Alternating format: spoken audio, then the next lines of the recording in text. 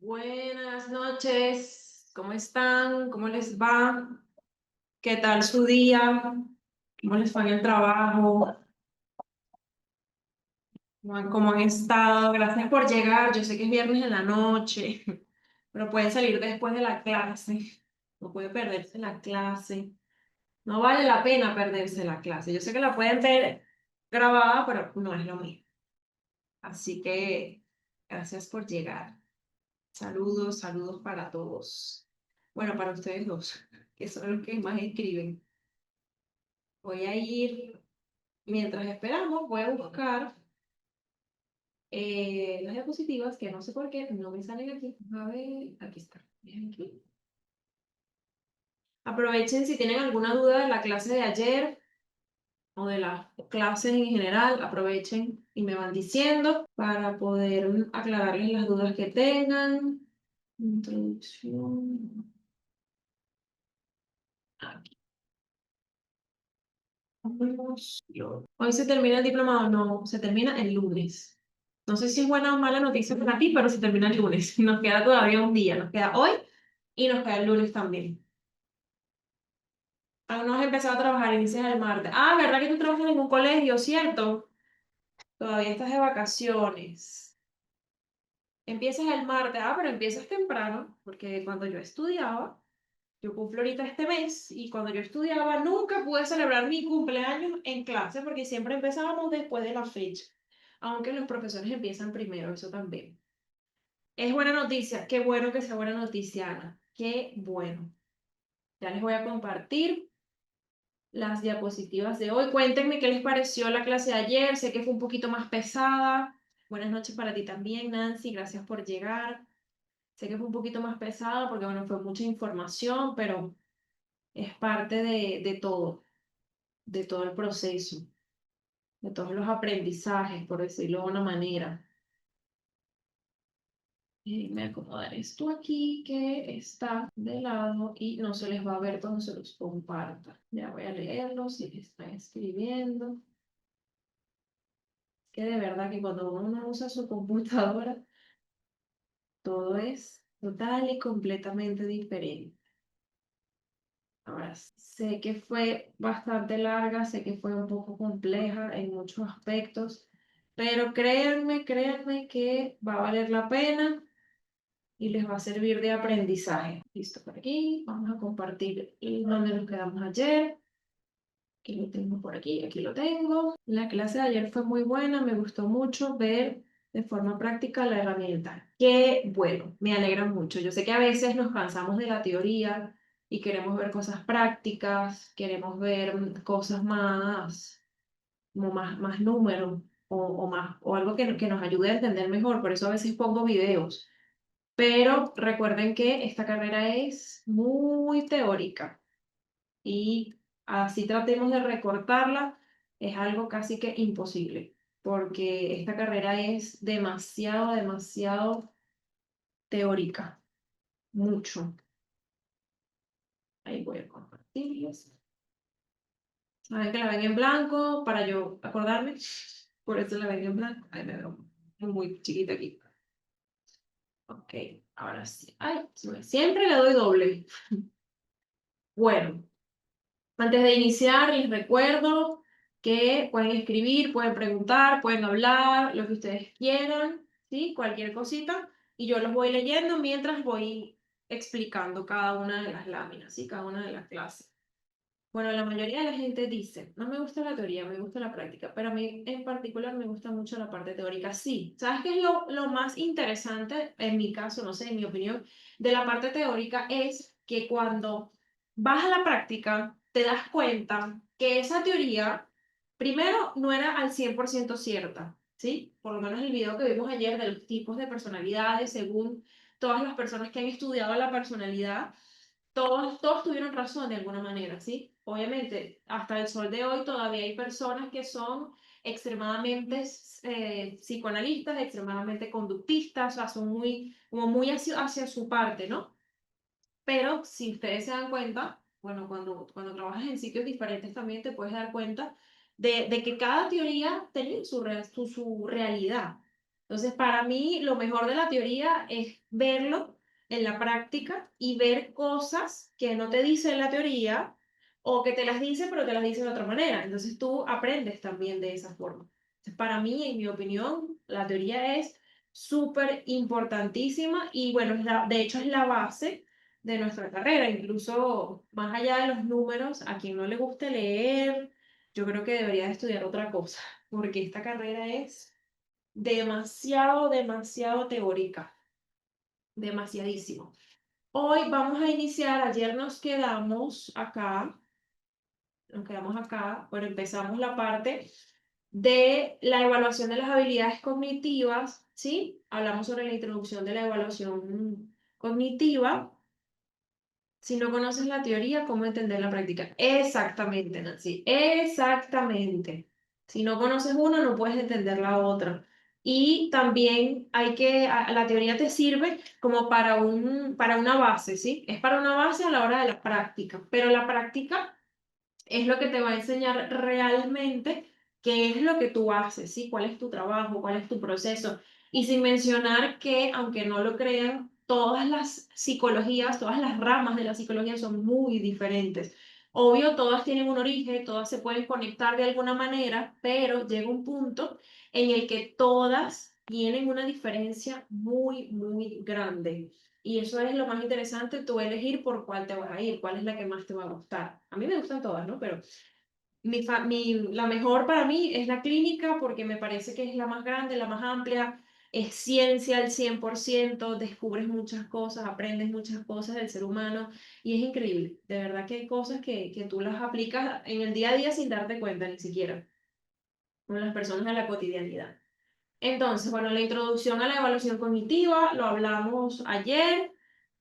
Ay, esto no se mueve.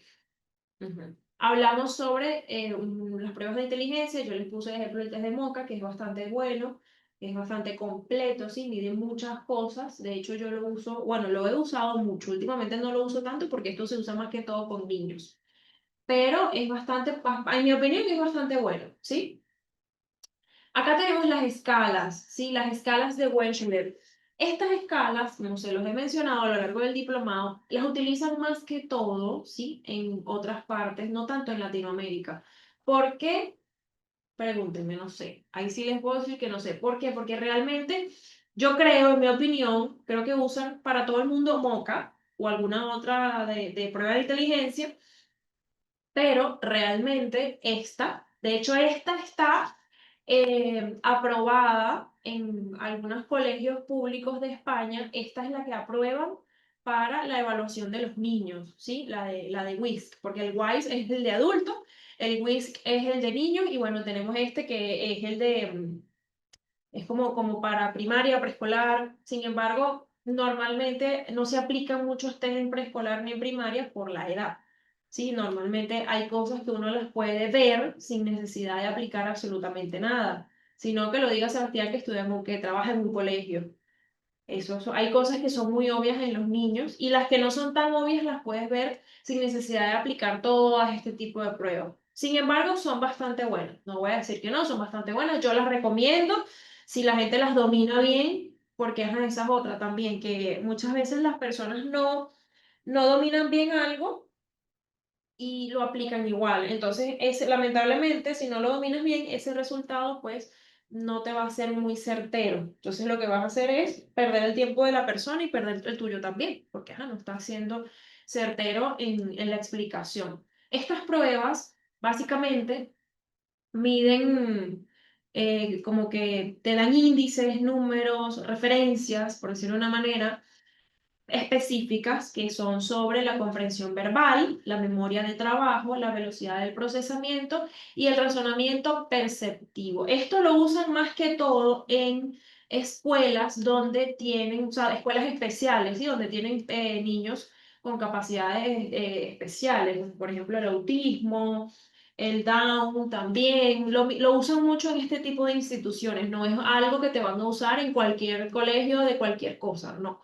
Lo usan más que todo en sitios de personas, que donde tienen personas especiales, porque aquí hay muchos colegios y bueno, hay países en donde tienen colegios que son mixtos también. Aún son muy jóvenes para ponerles una etiqueta, en mi opinión, es la etapa crítica de neurodesarrollo. Sí, de hecho, yo personalmente y profesionalmente tengo una lucha interna con las personas que diagnostican a los niños cuando tienen 2 y 3 años. Ok, tú puedes ser que tenga cosas muy evidentes, ¿sí? Que sea muy obvio lo que tenga, está bien. Pero ¿qué pasa? Muchas veces, es como lo que les expliqué el otro día, de que hay personas que son diagnosticadas con autismo y cuando vas a ver no son autistas, sino que tienen un trastorno de personalidad, como por ejemplo el esquizotípico, que son personas que básicamente no van tanto del área social. Entonces es como muy chiquito. Yo digo, bueno, pero un niño de 3 años todavía le falta mucho que desarrollar. De hecho, hay niños de 3 años que no hablan porque literalmente no les da la gana de hablar. Y empiezan a hablar es cuando van al colegio, cuando se juntan con otro tipo de personas. Entonces, esas son cosas que también las personas o los profesionales y los padres tienen que entender y tienen que aprender. ¿Qué es lo que yo te puedo decir que no es normal, que no está bien y que sí se debe de trabajar?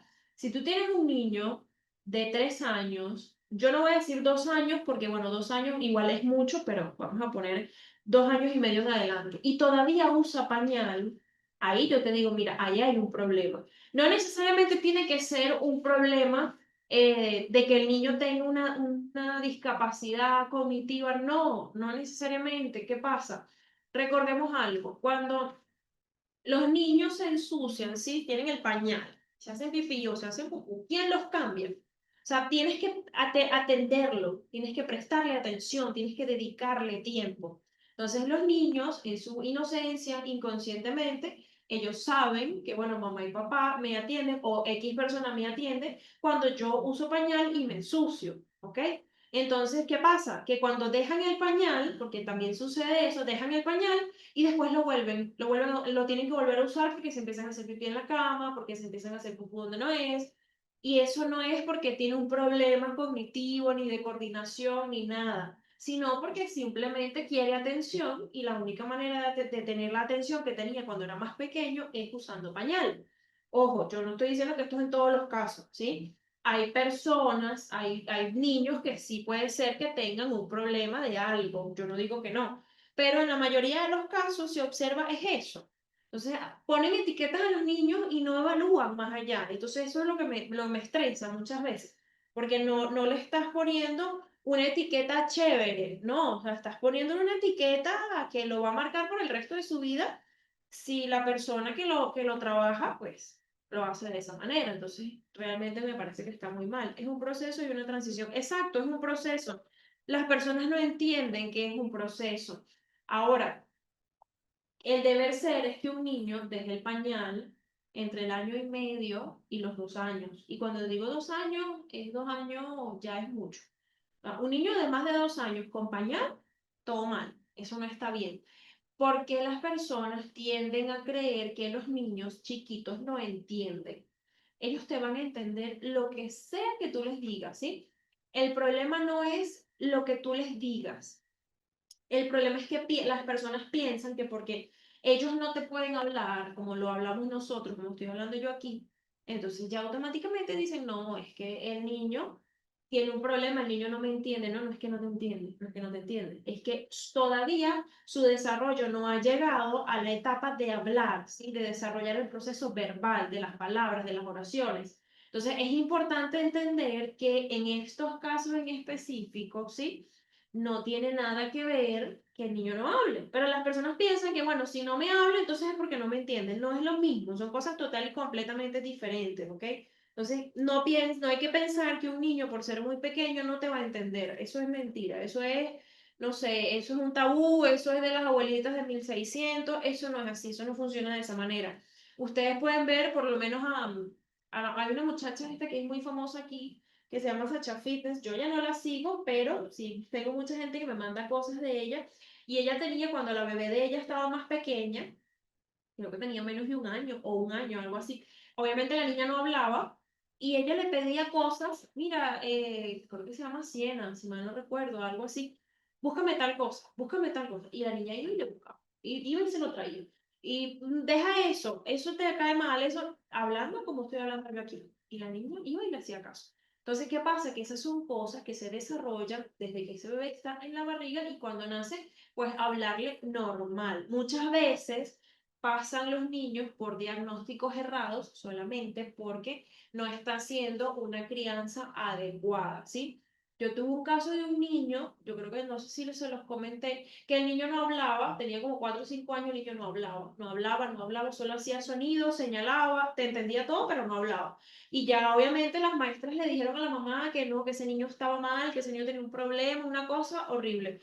Y yo le pregunté qué era lo que veía, y cuando la mamá me dijo, no, bueno, a él le gusta el Mr. Bean, que es el personaje este que no habla, que es de mímica. Y yo le digo, pero ¿cómo tú quieres que hable si lo único que hace es ver 24/7 a una televisión que no habla? O sea, obviamente no te va a hablar. Le empezó a cambiar las cosas, o sea, le dejaba su canal porque le gustaba su programa, pero le ponía otras cosas también. Y no le adivinaban las cosas, le hablaban, le hacían que él gesticular. Y poco a poco el niño habló y ahorita es un niño sano, salvo, saludable, feliz de la vida. Entonces, son cosas que a veces son algo tan sencillo y las personas la ponen como algo muy dramático. Y al final el que sufre es el niño. Y bueno, el padre también, ¿no? Pero el niño más porque empieza a vivir con una etiqueta que ni siquiera le pertenece. Exacto, hay que hablarles para fomentar el habla, no se les puede adivinar nada. A los niños no se les adivina.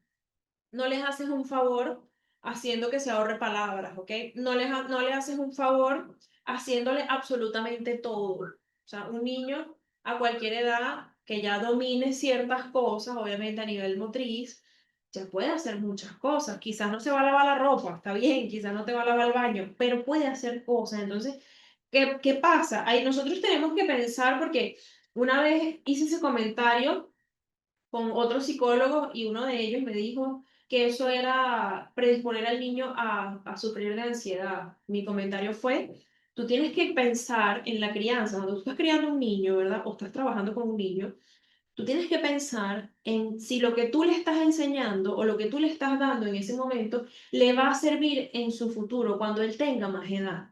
Entonces, esta persona me dijo que no, que es que eso estaba mal porque yo iba a predisponer al niño a tener ansiedad hacia el futuro. Digo, pero es que yo no le voy a decir al niño, esto te va a servir cuando tengas 15 años.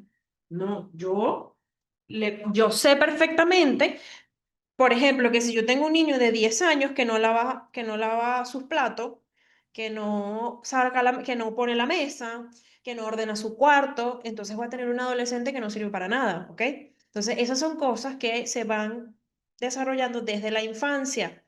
De hecho, ahorita yo conozco muchas personas, amistades, incluso no pacientes, a mis pacientes también, pero conozco más amistades que tienen ahorita casi 30 años o 20 y pico y dicen que les ha costado demasiado el hecho de tener que hacer cosas.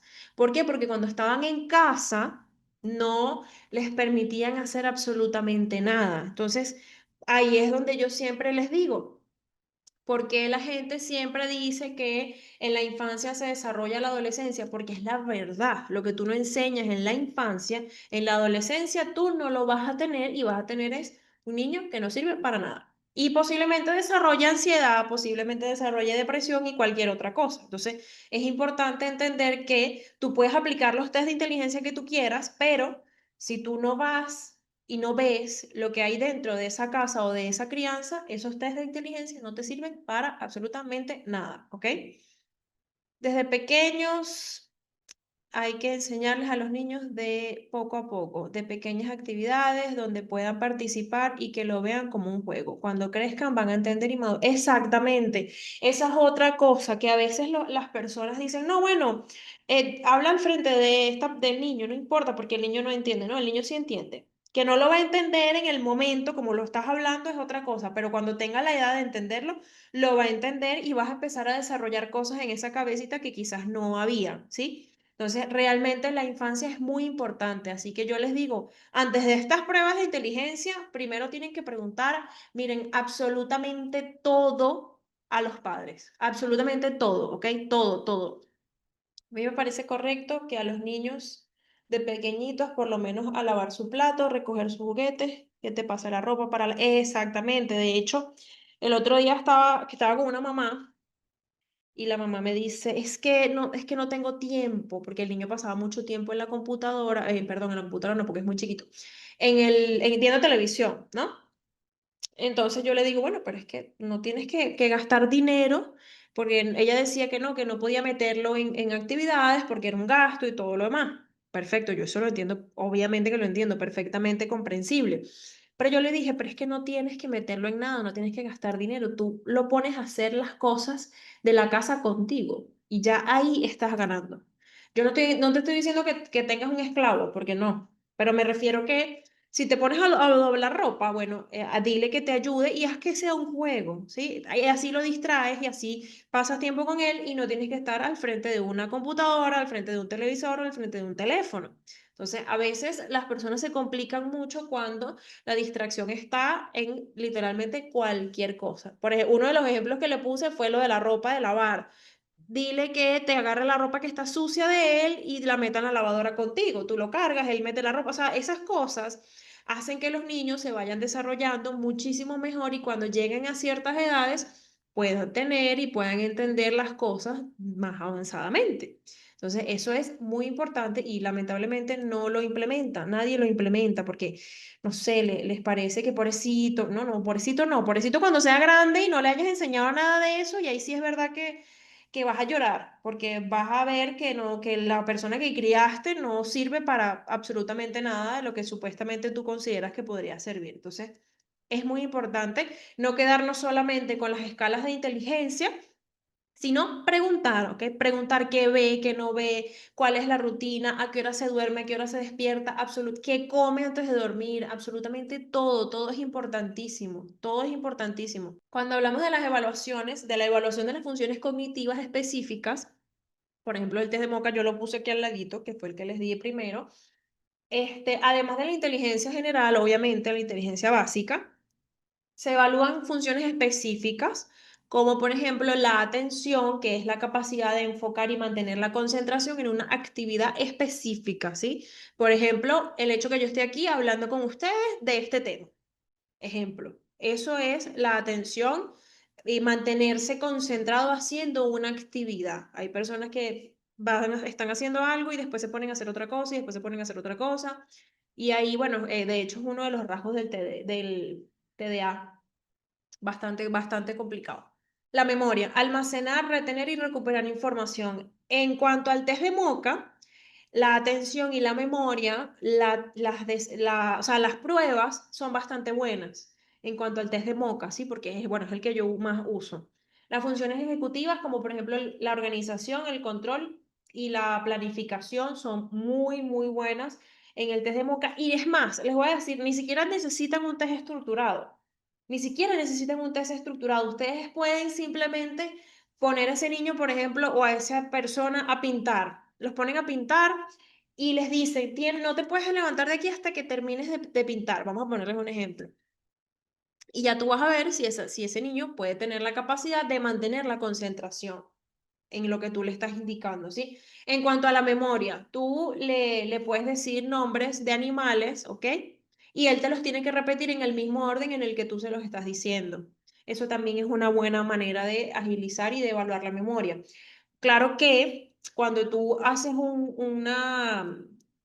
como un informe, un CSM, algo así, una HC, cualquiera de esas, si tienes que colocar que le aplicaste y todo lo demás, ¿no? Si en caso tal de que lo hayas hecho. Pero hay pruebas que no necesitan específicamente de una escala, ¿sí? O sea, puedes hacerlo tú tranquilamente y utilizas la prueba como para reforzar lo que tú has observado, por decirlo de una manera, ¿sí? Y bueno, en la percepción tenemos la interpretación de los estímulos sensoriales. En esta pueden utilizar, como les digo, las escalas de Wechsler o pueden utilizar el test de Monk. Hay muchos más. Lo que pasa es que estos son como los más comunes, ¿sí? Cuando hablamos de la evaluación de la atención, ¿sí? Es la capacidad de enfocar y mantener la concentración en una tarea o estímulo. No es nada más el hecho, o sea, esto habla de un tiempo prolongado, ¿sí? No es que son 2 minutos y te fuiste, no. Una actividad, o sea, una atención sostenida, ¿sí? Mantener esa concentración por un periodo largo, por un periodo prolongado. que la atención sea selectiva, eso también, la capacidad de ignorar distracciones y enfocarse en un estímulo específico. No nada más el tiempo prolongado, sino que no te distraigan los estímulos que puedas tener alrededor, que por lo menos en los niños pasa mucho porque los niños básicamente están pendientes de todo, menos de lo que están haciendo, básicamente. La atención dividida, realizar múltiples tareas simultáneamente. Por ejemplo, he visto que en las escuelas ponen a los niños a pintar, ¿sí? Ponen, por ejemplo, le ponen dos dibujos, uno lo pintan y el otro dibujo le tienen que poner unas pepitas, pegarle unas pepitas, por decirlo de una manera. Eso también podría ser una atención dividida.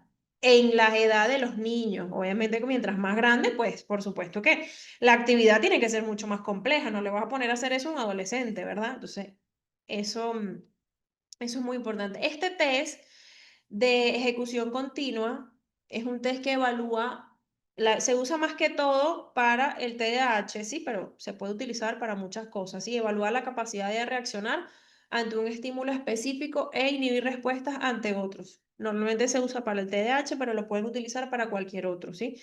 De hecho, incluso, como les dijo antes, o sea, realmente no necesitas un test para evaluar el TDAH porque eso lo puedes ver, sobre todo en los niños, sobre todo en los niños que tienen la H, porque cuando el niño no tiene la H, es un poquito más complicado de analizar y de llegar al diagnóstico. Pero cuando el niño tiene la H, eso es tan notorio y tan obvio que de verdad es increíble que alguien no se dé cuenta de eso. Hasta los mismos profesores se dan cuenta sin saber absolutamente nada de psicología.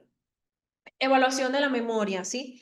La memoria, como todos lo conocemos, es la capacidad de almacenar, retener y recuperar información, sea consciente, inconsciente o preconscientemente, ¿sí?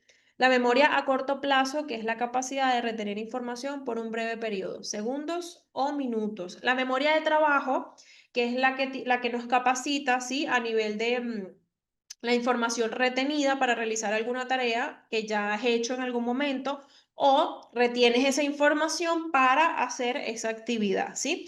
Y la memoria a largo plazo, que es el almacenamiento y la recuperación de información a lo largo del tiempo, años, meses, días.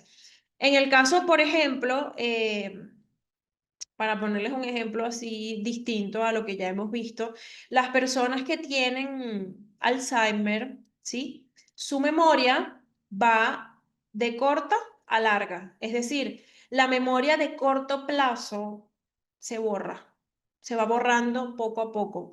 De hecho, yo he tenido muchos casos que a veces es un poquito estresante porque la desinformación es algo tan increíble y yo digo, hay tanta información en internet, claro, a veces no es información correcta, ¿no? Pero tú puedes ir con cualquier especialista de la salud mental, psiquiatra, psicólogo, neurólogo incluso, a informarte, ¿no? Y cuando tú les das el diagnóstico de, oye, mira, tiene Alzheimer o demencia senil, porque bueno, hay muchos nombres, muchos tipos también, las personas dicen, no, pero es que ¿cómo es imposible que tenga Alzheimer porque él se acuerda de cosas de hace 50 años que yo no me acuerdo? Y tú les tratas de explicar que el Alzheimer es memoria a corto plazo se borra y la de largo plazo se queda, ¿ok? Esa es la diferencia entre, por ejemplo, hay niños también, eso también pasa, es bastante triste, porque bueno, no es lo mismo un adulto mayor que un niño, ¿no?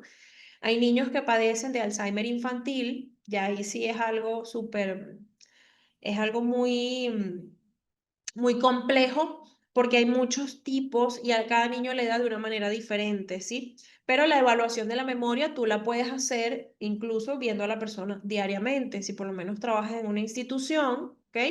Tú puedes darle una indicación a la persona y sabes perfectamente si tiene una memoria a corto plazo sana o si tiene una memoria a corto plazo no sana. ¿Qué pasa también? A veces las personas dicen, no, pero es que yo tengo una mala memoria porque a mí me dices algo hoy y mañana se me olvida. Quizás no tiene nada que ver con la memoria, quizás tiene que ver con la atención que tú prestaste o con la importancia que tú le diste a la información que te dio la persona en ese momento. Muchísimas veces sucede que tenemos una información, nos dicen algo y nuestra memoria literalmente lo borra, lo elimina. Y es que ni siquiera te suena, si ni siquiera te parece conocido lo que te están repitiendo y ya te lo habían dicho. Bueno, sinceramente, porque tu atención en ese momento no estaba centrada en esa persona, ¿sí? No estaba ahí, o sea, tu mente no estaba ahí. Entonces, normalmente no tiene mucha relación con la memoria, sino con la atención. Por eso es tan importante aprender a medirla y aprender a identificar cada una de ellas, ¿sí? La memoria de trabajo es como la que tenemos cuando sabemos montar bici. Se me olvidó el nombre.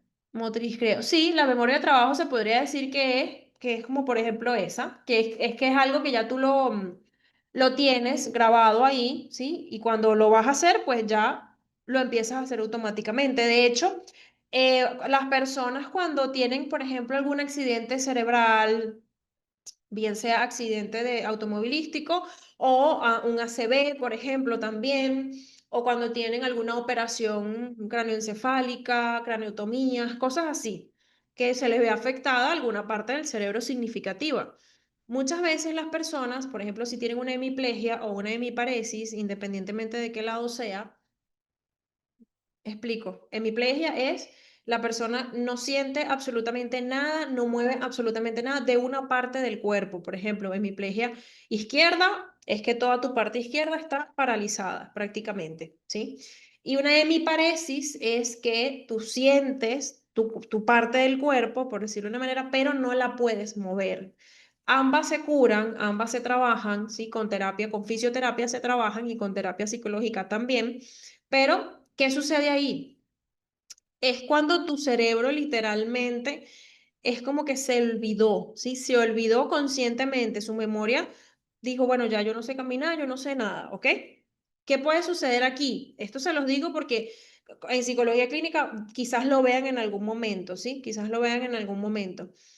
Eh, Muchas veces cuando alguien tiene hemiplegia o hemiparesis, se les va olvidando que la otra parte de su cuerpo sí existe y sí está buena, ¿sí?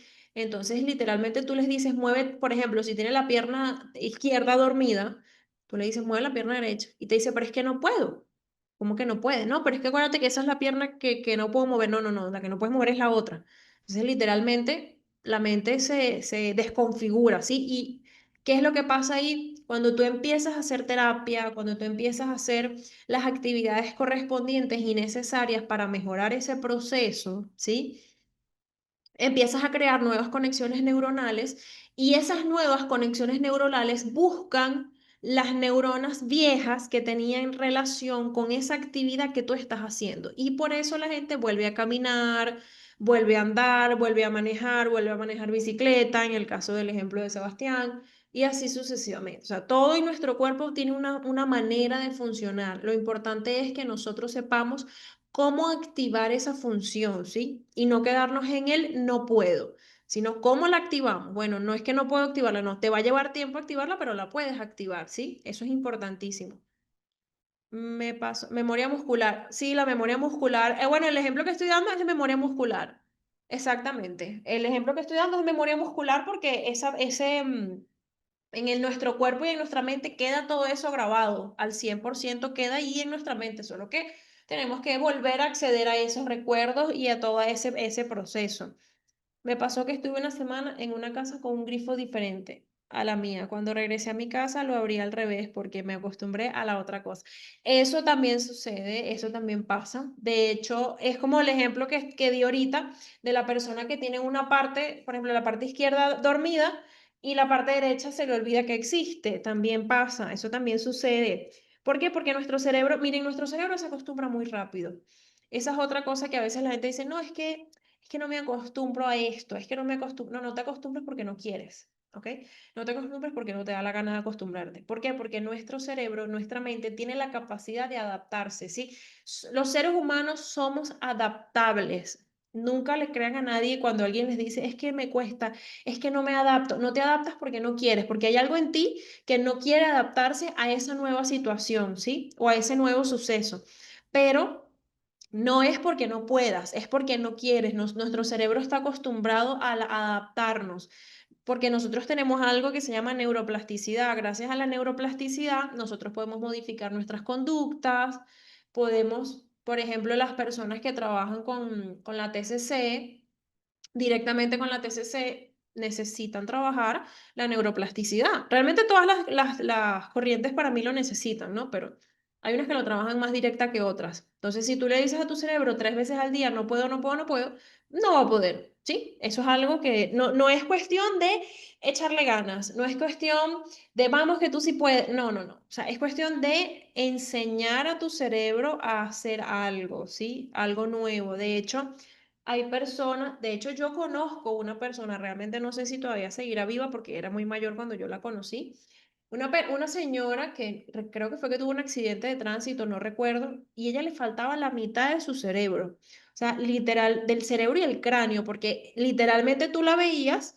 y ella tenía en un lado de la cabeza un hueco, tenía era piel, por decirlo de una manera, un hundido de piel.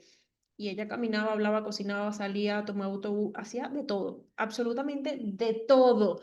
¿Por qué? Porque su cerebro adaptó, ¿sí? Su cerebro adaptó el funcionamiento de la parte que no tenía, la adaptó a otra parte, ¿sí? Qué horror. Sí, es un poquito traumático porque es como, wow, o sea, ¿cómo puede funcionar? No, funciona. De hecho, hay personas que nacen con una masa encefálica que no se desarrolla al 100% y como no tienen ni la menor idea de que les pasa eso, funcionan total y completamente normal. Así que si alguien en algún momento les dice que no puede adaptarse o que no puede hacer algún cambio, es porque no quiere, ¿ok? No es porque realmente no pueda, sino porque no le da la gana de hacer ese cambio. Eso es importante tomarlo en cuenta, porque a veces creemos que tenemos límites irreales. ¿Por qué digo irreales? Porque los límites te los pones tú. Si tú crees que tú puedes hacer algo, vas a lograrlo de alguna u otra manera, ¿sí? Entonces, eso es muy importante tomarlo en cuenta. Las pruebas de memoria evalúan los diferentes componentes para identificar posibles déficits específicos, ¿sí? O porque no sabe. También puede ser porque no sabe o porque no quiere saber, porque esa es otra. Por ejemplo, hay personas que te dicen, no sé, em, vamos a ponerte un ejemplo, que toda la vida vivieron con su mamá y su papá y sus hermanos y toda la vida les hicieron absolutamente todo, ¿sí? Cuando se muda, independientemente, sea a vivir con alguien o viviendo solo, no sabe hacer nada porque todo se lo hicieron. Entonces, tiene dos opciones, o quedarse sin saber hacer nada y pagarle a alguien para que le haga todo lo demás, o que la mamá venga a atenderlo en su propia casa también, o aprendes, ¿sí? Y no te quedas nada más con el, es que yo no sé, es que yo no, bueno, pero en algún momento tu mamá tampoco supo, tu papá tampoco supo, tus hermanos tampoco supieron, tus amigos tampoco, en algún momento tuvieron que aprenderlo. Y depende de ti si tú quieres aprenderlo, ¿no? Entonces, básicamente, la neuroplasticidad habla de toda esa parte. De hecho, hay muchos ejercicios que mandan para a las personas que tienen como que esta herencia biológica científica de Alzheimer y de este tipo de trastornos de demencia, pues, de la memoria. Hay técnicas de neuroplasticidad que ayudan a que la persona no lo, como que no lo sufra o sea, bueno, casi que mínimamente la vez que le llegue, porque también eso llega, depende de las edades, eso no llega de la noche a la mañana, eso tiene un progreso. Así que hay gente que no lo acepta hasta que ya la persona está extremadamente avanzada en el proceso. La escala de memoria de Wechsler, que es la que les mencioné hace rato, es una prueba que evalúa las etapas o las facetas, por decirlo de una manera, de la memoria, ¿sí? Tenemos la memoria visual, que es la capacidad para recordar información que viste, ¿sí? Que observaste, como por ejemplo las diapositivas que yo les muestro, el video que les mostré el día de ayer, ¿sí? La memoria auditiva, que es la capacidad de recordar la información que escuchaste, ¿ok? Igual que el video que les mostré ayer, quizás hay personas que ni siquiera ven las diapositivas, sino que solamente me escuchan.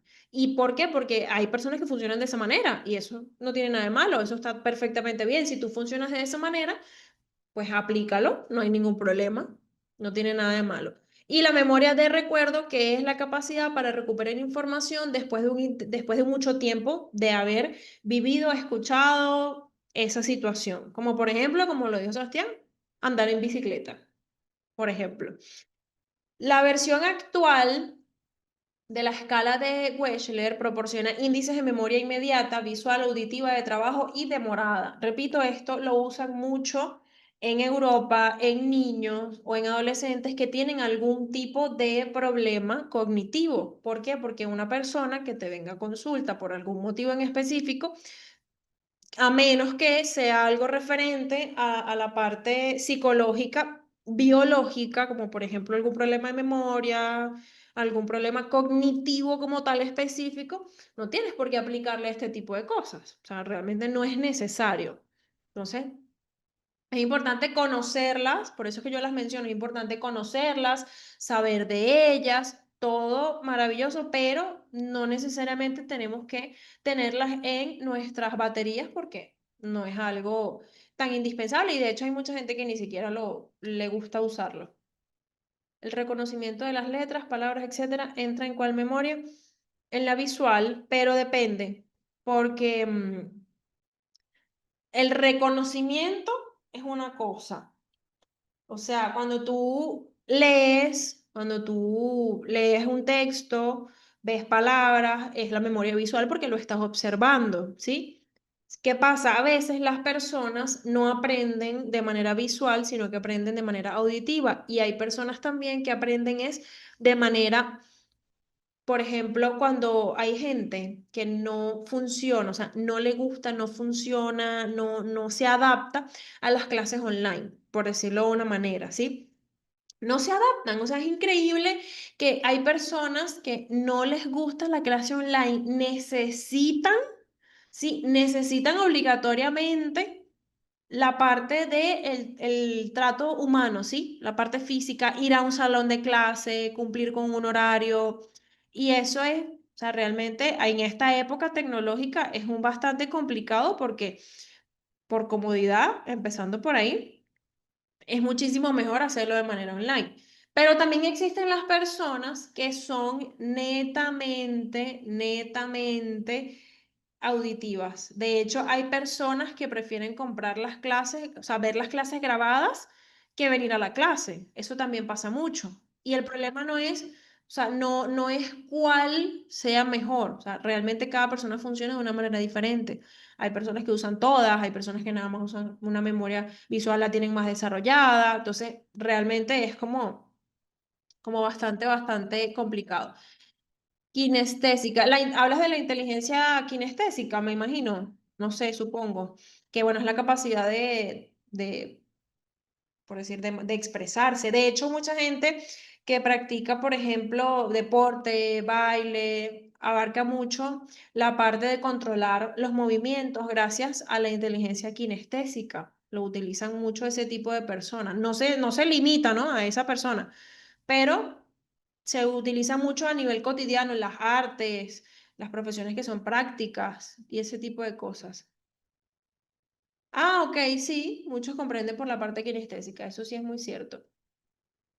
Eso es muy cierto. De hecho, hay personas que se les hace más fácil hacer, por ejemplo, como tú dices, algún gesto en el sentido de que comprendo más cuando la emoción viene acompañada de un gesto, ¿sí? De una emoción, de una emoción, no, de algo visual a nivel del rostro. Cuando alguien dice algo o cuando alguien expresa algo y no noto nada en su rostro, no entiendo a qué se está refiriendo. De hecho, eso pasa mucho con las personas que tienen alguna deficiencia cognitiva. Eso pasa mucho ahí. En conclusión de lo que hemos visto hasta los momentos, en el día de hoy y un poquitico de la clase de ayer, ¿sí? Es la importancia de la evaluación cognitiva, ¿sí? Es la combinación de pruebas de inteligencia y de evaluación de funciones cognitivas específicas que permite obtener un perfil completo del funcionamiento cognitivo del paciente. Como por ejemplo, acá les conseguí esta imagen bastante buena que tiene todo, la anticipación, atención, lenguaje, memoria, tiene todo lo que habla de las habilidades cognitivas y como les digo, se utiliza más que todo en niños o en adolescentes o en personas que tienen alguna condición. Como les puse acá, es crucial para el diagnóstico de trastornos neuropsicológicos, por eso es que le digo, no lo vas a aplicar en todo el mundo. De hecho, tú puedes durar 10 años, 20 años como psicólogo en el área clínica, como consultorio, por decirlo de una manera, atención privada y quizás nunca lo llegues a aplicar, porque quizás nunca te llegue ese tipo de casos a consulta, porque eso normalmente se ve más que todo en los colegios, ¿sí? Permite planificar intervenciones adecuadas y personalizadas, siempre, siempre porque una persona con algún trastorno neuropsicológico o cognitivo o algo similar necesita algo adecuado y personalizado. No puedes utilizar algo que te dio el paciente anterior. No puedes utilizarlo porque ahí va a haber alguna diferencia por más mínima que sea. Incluso si la diferencia es hacia los padres, porque a veces tienes los niños que tienen lo mismo, ¿ok? Y que quizás aprenden de la misma manera, quizás les funcione lo mismo, pero si los padres son diferentes, entonces el proceso tiene que ser diferente de alguna manera, porque el proceso se tiene que adaptar al niño y a los padres también, porque al final quienes van a estar en casa son los padres, no vamos a estar todo el día con el niño, ¿cierto? Entonces hay que buscar la manera de adaptar esa intervención y personalizarla, ¿sí? Facilita el seguimiento de la evolución del paciente. Esto es lo que les dije ayer cuando les explicaba el test del MCMI. Siempre es muy bueno, yo lo recomiendo mucho, pues yo lo hago de hecho, aplicar cosas, ¿sí? Repetir estudios, repetir test, repetir evaluaciones, repetir escalas, porque eso te va a ayudar a ver esa mejoría. Quizás tú puedas observarla, porque obviamente tú vas a observar la mejoría de ese paciente, yo no digo que no, pero no es lo mismo que tú puedas observarlo por tu análisis, ¿sí? Por lo que tú analices en la conducta, en lo que te dice este paciente, en todas esas cosas, a que tú puedas verlo en un test y compares y diga, oye, este test estaba hecho un desastre y este está muchísimo, muchísimo mejor. Entonces son cosas que de verdad valen oro e incluso para el paciente ayuda mucho en el proceso, porque ese proceso te ayuda a poder entender y a decirle a este paciente, oye, mira, sí, realmente estás mejorando. No lo digo yo, lo dice el test que hicimos y lo repetimos. Eso es bastante bueno en muchos tipos de tratamientos. Y bueno, contribuye a la investigación y al avance del campo de la neuropsicología. Siempre todo lo que ustedes hagan, todas las investigaciones, pacientes, cursos, diplomados, lo que sea de la parte de clínica, siempre va a ayudar y va a contribuir en algo, siempre. Sobre todo cuando tienes pacientes con los mismos trastornos, pero con diferentes rasgos. Entonces, eso es muy, muy, muy importante. Si tienen alguna duda por aquí, por favor, me dicen. Mientras tanto, continuamos con la introducción a la evaluación psicopatológica. Esto es básicamente lo que nosotros vamos a aplicar o lo que vamos a hacer, la parte del proceso que vamos a hacer cuando hablamos de los test, de los instrumentos, las escalas, ¿sí? Porque este es el proceso de esa identificación, de esa descripción de síntomas, ¿sí? De los síntomas de un trastorno psicológico o de los síntomas en general. Esto es importantísimo para un diagnóstico. Nosotros no podemos decir, tienes este trastorno, tienes esto, sin tener una base.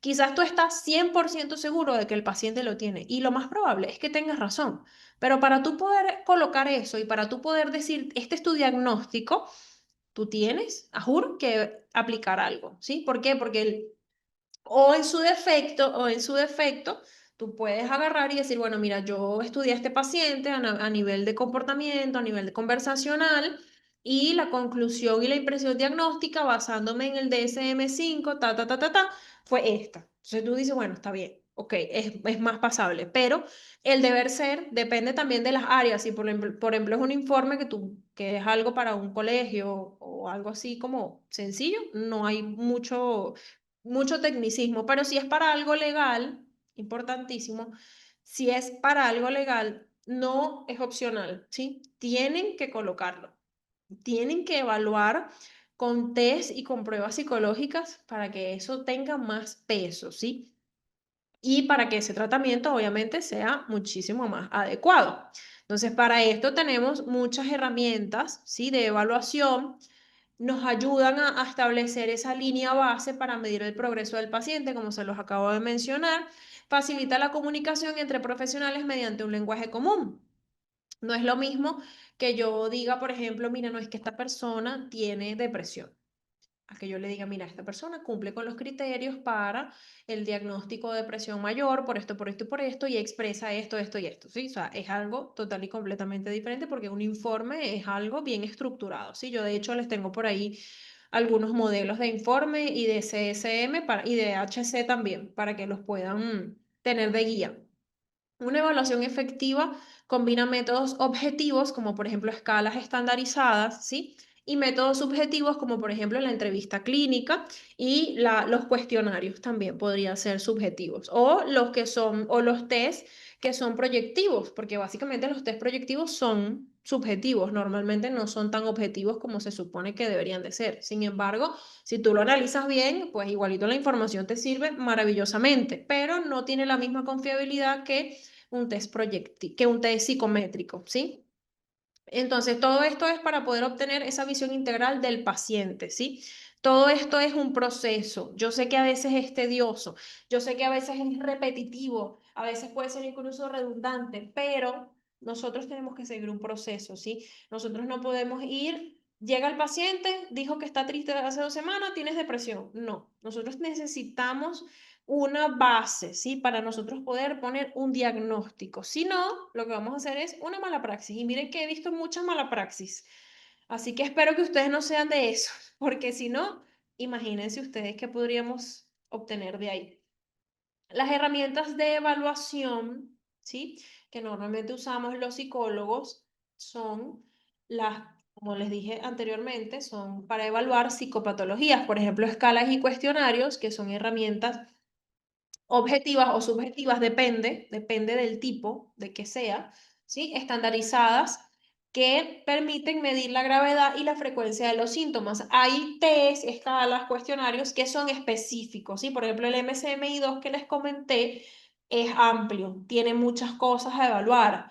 Hay otros test que miden cosas más específicas, que si por lo menos los síntomas de la depresión, los síntomas de la ansiedad, los síntomas del TPT, o sea, son como cuestionarios o escalas que van específicas a algo, ¿sí? Los manuales de diagnóstico, como por ejemplo el DSM-5, nos proporcionan todos esos criterios específicos para indicar y clasificar los trastornos mentales, que de hecho el DSM-5 lo utilizan mucho la parte psiquiátrica. Por ahí les tengo una comparación de los trastornos que trabaja el psiquiatra, que trabaja el psicólogo y los que se trabajan en conjunto, porque hay trastornos que no son opcionales a la hora de una medicación psiquiátrica, así como por ejemplo la bipolaridad. Y bueno, la entrevista clínica, que no puede faltar en lo absoluto, sí, que permite recopilar la información detallada sobre los síntomas de esta persona, su historia y su contexto. En la entrevista clínica es muy importante preguntarle al paciente si tiene antecedentes de algún familiar con trastorno mental o con lo que sea a nivel mental o psiquiátrico, ¿sí? Porque de repente quizás te dicen, no, no, mi familia no tiene nada de eso. Vamos a poner un ejemplo. Entonces, cuando va a ver el diagnóstico que le das a la persona, esquizofrenia, bipolaridad, TLP o trastorno narcisista, perdón, trastorno histriónico de la personalidad. Y tú dices, ya va, aquí hay algo que no cuadra. ¿Por qué? Porque hay trastornos que son biológicos, ¿sí? Que vienen de atrás. Entonces, quizás tú no conoces a nadie en tu familia que lo tenga, pero eso no quiere decir que nadie lo tiene, porque eso también a veces sucede que los familiares, porque les da vergüenza que los demás se enteren de ese diagnóstico que tienen, no lo dicen. Entonces, al no decirlo, pues, si hay otras personas en la familia que lo padecen, pues nadie se va a enterar porque nadie dijo nada. Eso pasa mucho. Y a veces esa es la pregunta con la respuesta en blanco que necesitamos todos los psicólogos para poder rellenar y terminar esa información, porque normalmente eso viene de herencia, eso no se presenta así, eso no se desarrolla, por decirlo de una manera. Puede ser que lo tengas de herencia y no se te desarrolle si creces en un ambiente sano, eso sí puede ser, pero no se te va a desarrollar si tú no tienes eso en tu sangre, por decirlo de buena manera. Estas herramientas siempre son importantes, tanto para un diagnóstico como para un informe, como para el progreso del paciente, ¿sí? Son indispensables para todo. No es algo que te va a ayudar solamente con el diagnóstico, solamente con el informe, solamente con el tratamiento, no, es algo que te va a ayudar a nivel general, ¿sí? Es importantísimo. En las escalas de depresión que bueno, vamos a hablar de la depresión y la ansiedad, que son las más comunes actualmente. Como dicen por ahí, está de moda, lamentablemente sí está de moda porque hay mucha gente que lo está padeciendo en este momento, ¿sí? Se usa mucho las escalas de Beck, ¿sí? El inventario de depresión de Beck, que es la más común, y el inventario de ansiedad de Beck también, ¿sí? En este caso, hablando del inventario de depresión de Beck, es uno de los cuestionarios que más se utiliza para evaluar la depresión, es decir, solamente la depresión. Tiene 21 preguntas que evalúan la severidad de los síntomas depresivos de cada individuo, ¿sí? Evalúa los síntomas en las últimas 2 semanas, eso también. Si el paciente tiene 10 años con depresión, pues no te lo va a decir una escala. Ya eso es otra cosa, ya eso no se llamaría ni siquiera depresión. Mide síntomas como tristeza y pérdida de interés. También tenemos que ver cuáles son las características de la depresión y ver si el paciente cumple o no cumple. Podemos aplicar esta escala, que es bastante corta, y nos ayuda a un abreboca para ver si con esto es suficiente o si necesitamos aplicar algo que tenga mucho más peso, ¿sí? Evalúa cambios en el apetito y en el sueño, importantísimo. Porque el sueño, si nosotros no dormimos bien, todo nuestro cuerpo se desestructura, ¿sí? Todo nuestro cuerpo se desestructura, no dormimos, no descansamos, nuestro cuerpo no se recupera, no se regenera. Esto es importantísimo, hay que dormir. De hecho, muchas personas que tienen trastornos de personalidad o trastornos psiquiátricos sufren es por no poder dormir. De hecho, hay personas que los trastornos como que se alborotan un poco cuando no pueden dormir. Entonces, esto es indispensable, por eso a mucha gente le mandan pastillas para dormir, porque esto es algo que se necesita, que no está bien porque al final no es natural, o sea, está obligando a tu cuerpo a dormir, pero es parte del proceso de recuperación, ¿sí? Esta escala también ayuda a identificar esos pensamientos de suicidio. Hay personas que tienen pensamientos, pero simplemente se queda ahí, ¿sí? No van más allá. Simplemente piensan, literalmente idean cómo lo van a hacer, pero se queda ahí. O sea, no es algo que en este caso, del dicho al hecho, hay un gran trecho, ¿sí? Hay personas que simplemente nunca lo piensan, nunca lo analizan, nunca dicen nada y pasa. Eso también es importante. A veces creemos que podemos evitarlo, incluso con nosotros mismos como psicólogos creemos que podemos evitarlo y realmente no, porque no es lo mismo. Muchas veces hay gente, bueno, me han llegado a consulta padres de adolescentes, ¿no? Que me dicen, yo no entiendo por qué está deprimida o por qué está deprimido si lo tiene todo, si no le falta nada. Es que no es el que lo tenga todo y que no le falte nada. Es que simplemente no le importa. No lo está viendo como lo estás viendo tú. Para esta persona no le interesa lo que tiene, no le importa que si come, no le importa si no come, no le importa que tenga el mejor teléfono, no le importa que tenga la mejor casa, no le importa absolutamente nada. O sea, puede tener absolutamente todo en su vida y simplemente sentirse vacío o vacía por dentro, y eso es suficiente para tener una depresión y para tener un intento de suicidio o un suicidio con éxito, ¿ok? Entonces es muy importante que a veces la gente piensa que la depresión es simplemente estar triste. Ojalá fuera simplemente estar triste, pero literalmente el cerebro de una persona con depresión es diferente al de una persona sana. Y esas son cosas que obviamente como psicólogos quizás la van a ver a lo largo de la carrera y a lo largo de la experiencia laboral, pero siempre es bueno entender que muchas personas, claro, cuando es una depresión específica, si tienes una persona que tiene una depresión por algo en específico, es distinto, ¿sí? Pero si es un caso como el que les acabo de decir, que una persona que lo ha tenido absolutamente todo, que no sufrió de nada, o sea, que en su infancia fue perfecta, pero simplemente llegó un punto de su vida en el que no veía más allá, en el que no veía un futuro para él o para ella todos los días eran iguales. Entonces es difícil decirle a una persona, porque tú no puedes venir y decir, ay, pero ¿por qué estás triste? Si mira, tienes todo, no te falta nada. No, esa persona no lo ve así. Entonces es muy importante como que tomar en cuenta que no es simplemente un estado de ánimo, no, o sea, es algo más allá, sí, es algo que va muchísimo más allá. ¿Alguien puede tener depresión y ya? O sea, sin origen o razón aparente, sí, sí se puede. Pierden el propósito de la vida. Exactamente, Salomé, exactamente. Veo nombres nuevos. No sé si hay no gente nueva o gente que vio las clases grabadas y llegó hoy. Me alegra, me gusta. Qué bueno que están aquí un viernes en la noche. Eso es bueno, eso es bastante bueno. Sí, alguien puede simplemente tener depresión, eso sí es verdad al 100%. Y muchas veces les digo, a veces la depresión tiene un motivo, sí, obviamente, pero a veces la depresión no tiene un motivo emocional ni psicológico, sino un motivo psiquiátrico o un motivo a nivel de su cuerpo, de la química de su cuerpo, del funcionamiento orgánico y hormonal de su cuerpo. Eso también puede suceder bastante. Yo llegué hoy, ay, bueno, Salomé, cualquier duda, cualquier pregunta, aprovecha, tenemos la clase de hoy y la clase del lunes, que son las últimas dos de este curso, porque todavía nos quedan muchos más. Así que bueno, si tienes alguna duda o pregunta, puedes aprovechar. No sé si viste las clases grabadas o llegaste hoy y ya. Personas con enfermedades pueden tener depresión, es biológico. Sí, o sea, por ejemplo, si tienes una persona que tiene, no sé, alguna enfermedad como lupus, puede experimentar depresión, o sea, eso no es un secreto, pero también hay personas que lo experimentan por alguna otra cosa que no se conoce. Sí, yo tuve depresión y me sentía peor. Cuando mis familiares hacían muchas cosas por hacerme sentir bien y me sentía peor por no lograrlo. Esa es otra cosa también. Salomé tiene mucha razón en eso porque hay personas que creen que es literalmente es echarle ganas y no. O sea, tú puedes hacer lo que sea por la persona y no es que la persona no, como que no lo hace. No. Es que realmente su cuerpo le pesa cada célula de su ser y es algo muy complicado de salir adelante. ¿Que se puede? Sí, claro, claro que se puede, yo no digo que no, pero no es tan fácil como, ay, te falta ganas, no.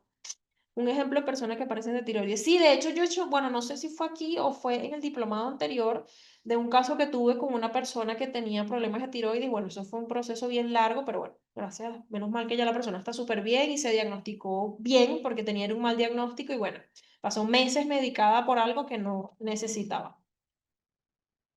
No he visto las clases porque no había podido. Bueno, no hay problema, Salomé. Tenemos las clases grabadas de todas las clases que hemos visto. Todas las clases se graban, así que no hay ningún problema. Puedes ver las clases grabadas cuando tú quieras. Simplemente le escribes a Jelly, que por ahí va a pasar el número más tarde, y le preguntas cualquier cosita.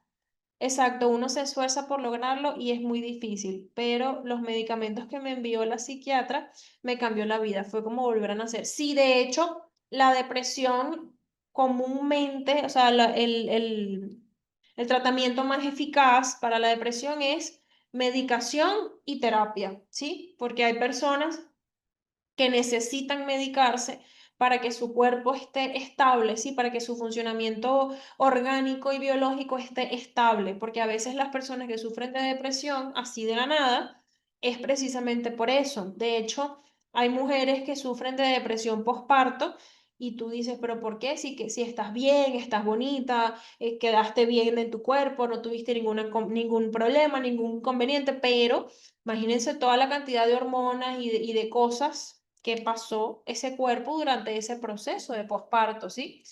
No físicamente, sino a nivel de química, de biología. Entonces eso, el cuerpo cambia mucho cuando la mujer está en embarazo, eso también es importante mencionarlo.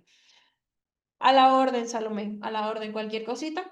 Puedes ir preguntando si no vas entendiendo o alguna duda que tengas, vas preguntando. Así funcionamos aquí. Ustedes escriben lo que quieran y yo les voy leyendo, les voy contestando. Y si quieren hablar, me levantan la manito y les doy la palabra. Mi tratamiento duró 2 años y lo superé, gracias a Dios. Por eso ahora evito trasnochar y los malos hábitos que me llevaron a la depresión para no volver allá. Eso que acabas de decir es un punto importantísimo. Yo sé que digo muchas veces importantísimo, pero es que todo es importante.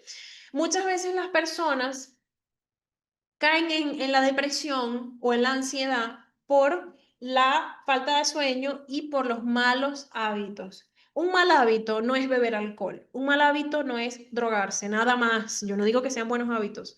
No es solamente beber alcohol, no es solamente salir todos los fines de semana y emborracharse, no. Un mal hábito puede ser cualquier cosa, ¿sí? Por ejemplo, comerte un dulce a las 3 de la mañana, dormirte todos los días a las 2 de la mañana y levantarte a las 2 de la tarde del día siguiente, comer cosas que no les hace bien a tu cuerpo simplemente porque te las quieres comer y ya, son malos hábitos que pueden llegar a crear ese tipo de cosas en nuestro cuerpo. ¿Por qué? Porque hay gente que dice, pero es que no tiene nada que ver. Tiene mucho que ver. Porque si tú no tratas bien a tu cuerpo en algún momento te lo va a hacer saber, ¿sí? Entonces es importante hacerle entender a las personas, a la mente, al cuerpo, que si no funcionamos bien, que si no nos tratamos bien, entonces en algún momento nos puede pasar factura, ¿sí? Por ejemplo, hacer ejercicio es muy bueno para drenar, pero no nada más hacer ejercicio. Hay personas que no les gusta hacer ejercicio, entonces van al psicólogo a drenar, ¿sí? A hablar, a conversar. Y es increíble que a veces yo he visto personas que van al psicólogo solamente a hablar, a desahogarse, como que a soltar todo eso que tienen por dentro y se empiezan a sentir mejor y se quedan como que, wow, pero esto es magia, no, no es magia, es que tenías muchas cosas guardadas dentro de ti y cuando las empezaste a sacar, tu cuerpo te lo fue agradeciendo y te fuiste sintiendo mejor. Entonces eso es importante a la hora de los hábitos. De hecho, en el diplomado pasado, no sé si hay alguien acá que allá está en el diplomado pasado, yo les compartí una plantilla, por decirlo así, un plan de actividades neuroplásticas o de cómo tú puedes ayudar a tu cuerpo a desarrollar esas nuevas actividades o esas nuevas cosas. Sí, yo trabajaba de día y estudiaba de noche. Uy, complicadísimo. Dormía muy pocas horas. También en el proceso viví un embarazo. Pasé bullying en mi anterior trabajo y fue un conjunto de todo, lo que me llevó a la depresión. Lo descubrí en la terapia y al identificarlos me ayudó a entender lo que me estaba pasando. Eso también es muy bueno, entender, ¿sí? Aprender. Por eso es que yo digo, la psicoeducación es importante, no vamos al psicólogo nada más a que nos escuche, nada más a escuchar al psicólogo, no, a psicoeducarnos. Hay muchas personas que solo con la psicoeducación, ¿sí? Pueden avanzar en su proceso, porque necesitan entender cómo funciona el proceso, cómo funcionan las cosas. De hecho, hay personas, por lo menos en el caso de Salomé, que nos está poniendo su ejemplo, gracias por compartirlo. Sé que quizás es un poquito difícil comentarlo porque es algo muy personal tuyo, pero lo agradecemos mucho porque esto nos ayuda a aprender, ¿sí? Y a ver las cosas de un punto bastante diferente y bastante personal también. Y es que todo eso, o sea, la depresión fue la consecuencia de un cúmulo de cosas. Esa es otra cosa. Hace como 2 semanas yo estaba estudiando un caso que me pasaron como para dar una opinión, para ayudar ahí, y yo veo las consecuencias. Bueno, esta persona tiene esto, tiene esto, tiene esto, ok, pero ¿qué le ocasionó eso? Pero ¿a qué hizo, qué pasó en su vida para que llegara eso? Para que llegara, por ejemplo, esa depresión. No, no sé, tiene depresión y ya, ajá, pero ¿qué pasó para llegar a depresión? Entonces, si tú trabajas la depresión, y tú no trabajas el porqué de la depresión, el motivo de la depresión, entonces tú no estás trabajando nada, tú estás trabajando es la consecuencia de eso que pasó que te generó depresión. Pero tienes que primero, como yo digo, arrancarlo de raíz. Si no lo arrancas de raíz, eso no va a mejorar. Entonces, muchas veces yo les digo, por ejemplo, a mis pacientes, les digo, mira, agarra, haz una lista de cosas que tú quieres trabajar y cuando ves esa lista hay cosas que tú ni siquiera vas a tocar. ¿Por qué? Porque son consecuencias de otras cosas que tú tienes que trabajar y a medida que tú las vas trabajando y las vas mejorando, esas consecuencias van desapareciendo y no es magia, sino que es consecuencia, ¿sí? Entonces hay que trabajar las cosas desde el principio, ¿sí? Antes enseñaban psicología en el colegio y lo quitaron del pensum. Qué mal que lo quitaron. Yo vi psicología en el colegio. Obviamente no es nada a comparación de lo que realmente es la psicología, pero se podría decir que era algo que valía la pena. Sin embargo, en el caso mío, en mi colegio no era un psicólogo, sino un profesor y ya que daba psicología. Eso también fue complicado. Durante mis prácticas de psicología clínica caí en una depresión profunda, totalmente comprensible. Fueron muchos los factores que influyeron. El estrés por las múltiples tareas que debía cumplir en las prácticas, las exigencias de mi trabajo como enfermera y además la enfermedad de Alzheimer de mi madre, de mi mamá. Todo esto me llevó a un estado de depresión total. Y es total y completamente comprensible, Eli. O sea, no podemos, no es algo que tú digas, bueno, pero era lo que te debía pasar por... No, tampoco, ¿no? Pero imagínate todo lo que pasaste, sobre todo porque fíjate algo, al ser enfermera, estudiar psicología, más las prácticas, más tener que cuidar a una persona, eso es un cúmulo de cosas increíble. De hecho, yo les voy a decir algo y que Eli me lo corrija si no lo ve de esa manera. pero yo les puedo decir sinceramente que entre el que cuida y entre el cuidador y el que debe ser cuidado, el que más sufre y el que más consecuencias tiene es el cuidador, porque el cuidador padece y sufre demasiado. El cuidador se agota. De hecho, yo conozco bueno, conocí una persona que cuidaba a su mamá, que creo que tenía también, creo que era demencia senil, no recuerdo, tenía una enfermedad psiquiátrica degenerativa cognitiva. Y el muchacho, el señor, porque era un señor, falleció primero que la mamá. O sea, imagínense ustedes lo que ese señor tenía que hacer y todo el proceso que fue la enfermedad de su madre, que falleció primero que su madre. O sea, de verdad que el cuidador es quien más paga los platos rotos, como digo yo. Y más si eres enfermero, o sea, imagínate tú. Más todavía que los enfermeros madrugan cuando hacen las guardias. Y bueno, los médicos también. Estoy de acuerdo, cuando alguien padece alguna enfermedad grave, los familiares sufren profundamente y muchos no ven eso. Sí, de hecho, muchas veces las personas que, tomando el ejemplo de Eli, las personas que tienen algún familiar con Alzheimer, obviamente saben que ellos no tienen, o sea, no van a hacer absolutamente nada yendo al psicólogo porque eso es una enfermedad degenerativa que el psicólogo no puede trabajar, simplemente el psiquiatra ayuda a los síntomas, eso sí. Pero muchas veces van los familiares de las personas que tienen el Alzheimer, van los familiares a terapia porque es un proceso demasiado difícil, demasiado complicado. De verdad que es algo muy complicado. He escuchado el síndrome del cuidador, exacto, el síndrome del cuidador, justamente de eso estamos hablando, sobre todo en enfermedades degenerativas. Sí, cuando son personas como por ejemplo Alzheimer o que tienen alguna enfermedad degenerativa en el cuerpo, eso es algo, o que se enferman de algo, como por ejemplo, no sé, una enfermedad, a ver, ¿qué enfermedad sí puede ser? Ah, bueno, por ejemplo, también pasa que alguien se opera, se cae, se parte una cadera, por ejemplo, la gente mayor se opera y nunca más les da la gana de pararse de la cama y el cuidador, bueno, tiene que poner de Dios y su ayuda para poder ayudarse a sí mismo en ese proceso. De verdad que es algo súper complicado. Demencia, sí, exacto, la demencia. Esclerosis, cáncer, exactamente, exactamente. Sí, total, yo ahora lo identifico cuando otras personas están pasando por la depresión, les sugiero ir a terapia, pero lamentablemente muchos psicólogos sí, les han dicho que no lo están viviendo, que lo que están viviendo es culpa suya, no puede ser. ¿De dónde eres, Salomé? ¿Qué dice GPS? ¿Eres de alguna parte? No creo que seas de Venezuela, ¿o sí? No puedo creer, bueno, sí lo puedo creer, aquí en Engaño, obviamente que lo puedo creer porque yo sé que son así y es horrible y da mucha rabia. Y uno ya sabe eso, pero si vamos al psicólogo es buscando guía. A mí también me pasó la primera vez que fui al psicólogo, ay, no puede ser. Me dijo que yo como psicóloga debía saber qué hacer en este caso, no puede ser. Pero la depresión afecta objetividad, la memoria, la concentración y los psicólogos podemos identificar, pero también podemos necesitar de otro psicólogo.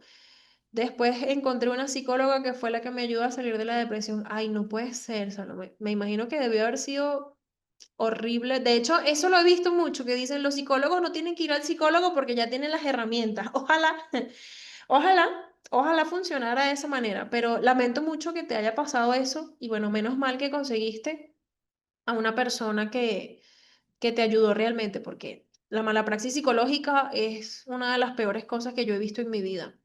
Colombia, ah, con razón. Sí, porque aquí en Venezuela realmente eso no se ve mucho. Aquí no existen muchos tipos de psicología pública y bueno, vamos a decir que son un poquitico más dedicados, pero eso sí lo he visto mucho. De hecho, yo tengo pacientes de otros países de Europa que son psicólogos y no ejercen su profesión porque, bueno, allá es otro nivel. Qué bueno que pudiste superar esa etapa, de verdad que bueno, y que puedes hablar de ello con tranquilidad, que puedes utilizarlo. Como un recuerdo, pero no algo que te haga volver a eso. Entonces realmente es muy bueno que hayas conseguido a esa persona que te ayudó realmente, porque de verdad que a veces las personas pueden ser muy crueles, ¿saben? Las personas pueden ser muy crueles. Espero que el psicólogo o la psicóloga que te dijo eso nunca le toque, porque eso es algo súper complicadísimo.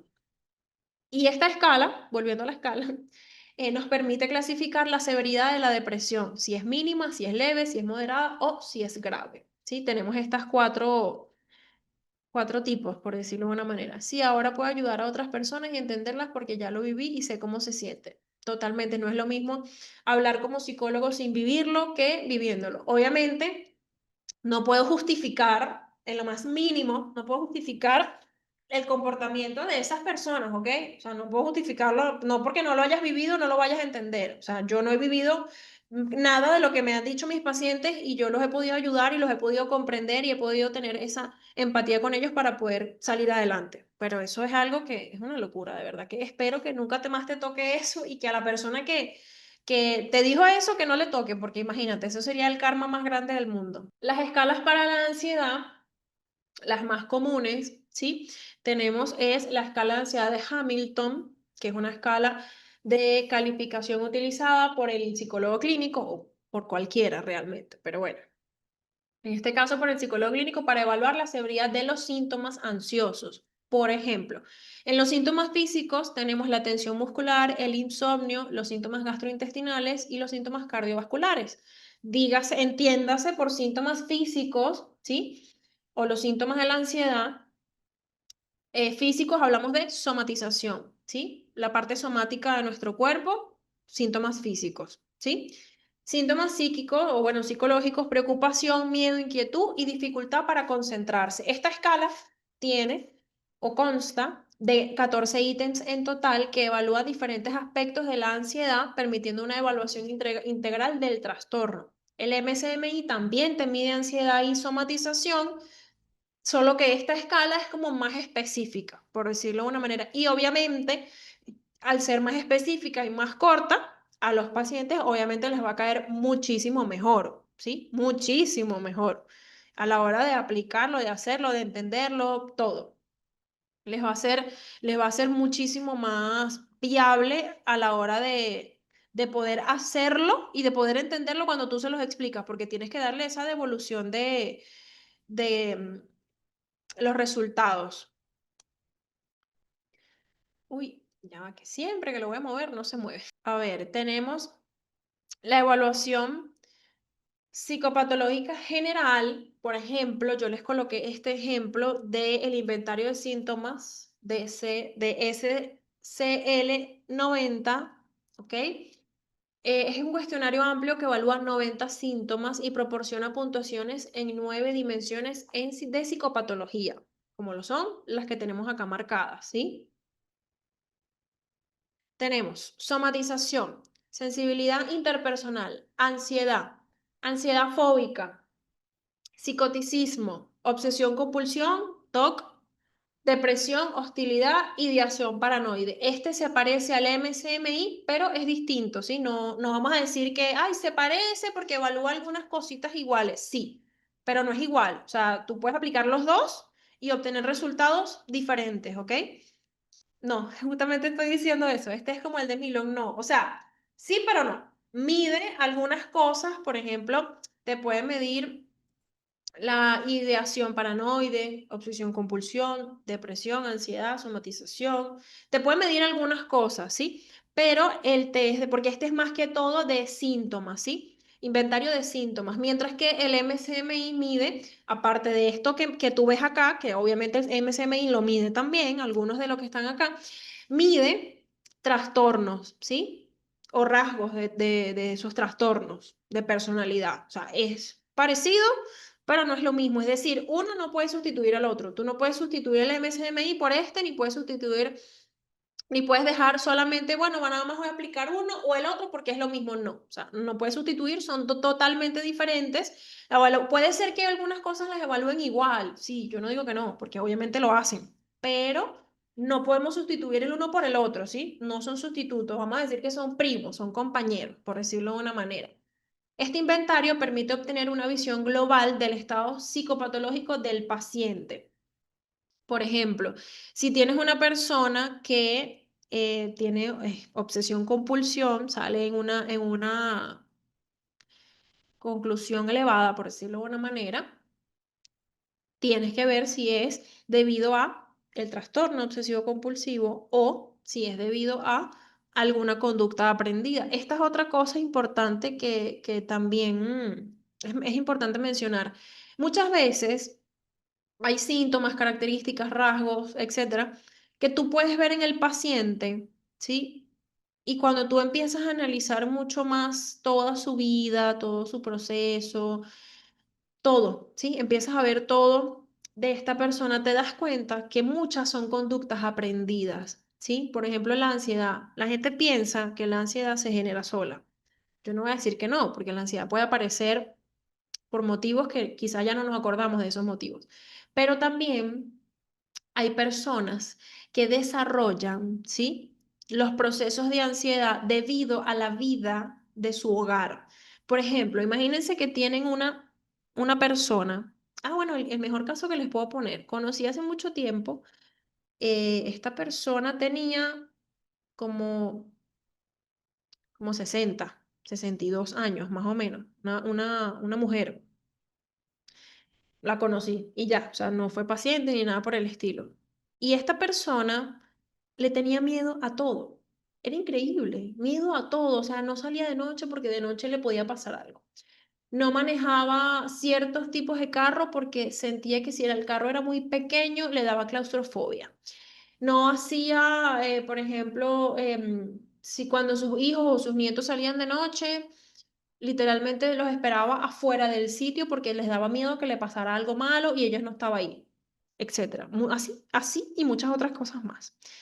Y cuando ella simplemente la conocí un día, no sé, en una reunión y me empezó a hablar de su vida y yo, bueno, esa es otra cosa, no sé si les pasa, pero hay personas que simplemente te conocen, no saben ni siquiera que eres psicólogo o que estás estudiando psicología y empiezan a hablarte de todo. Y tú te quedas como que, ok, que bueno, yo por eso cobro, pero está bien, como estamos en una reunión informal, no te voy a cobrar. Pero es increíble, me empezó a echar el cuento de su vida, pues resulta y acontece que en el caso de esta persona, su papá no, su mamá, no la dejaba salir a la calle a jugar porque que se podía lastimar, se podía fracturar, se podía... Y cada vez que ella quería salir a jugar, su mamá le decía, no, porque te puedes fracturar, o sea, una cosa catastrófica. Y entonces obviamente ella desarrolla esa personalidad ansiosa y eso es una conducta aprendida, eso no es una conducta que simplemente le pasó por vivencia, no, o sea, simplemente te tocó, por decirlo de una manera.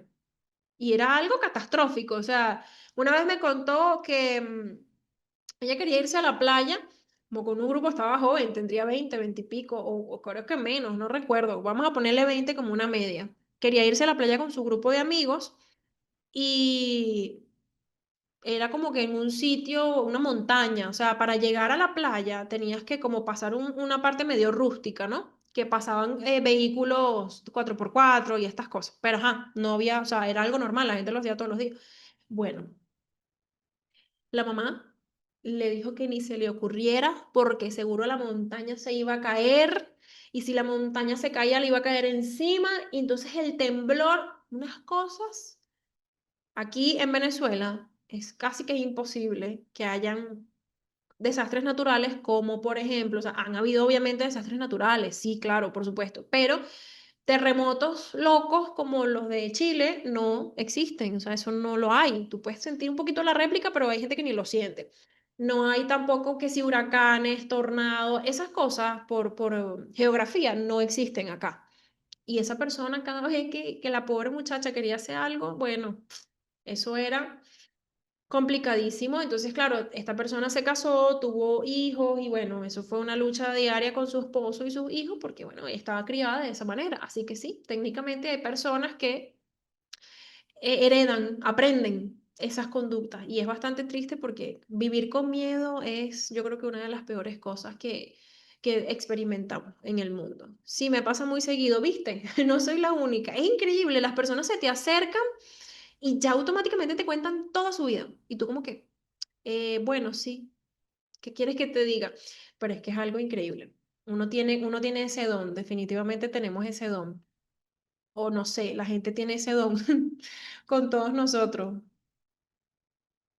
Y de hecho hay gente que te dice, yo nunca hablo, yo no me abro con nadie. Y empiezan y te cuentan en toda su vida y te acaban de conocer hace 2 minutos. Imagínense, imagínense.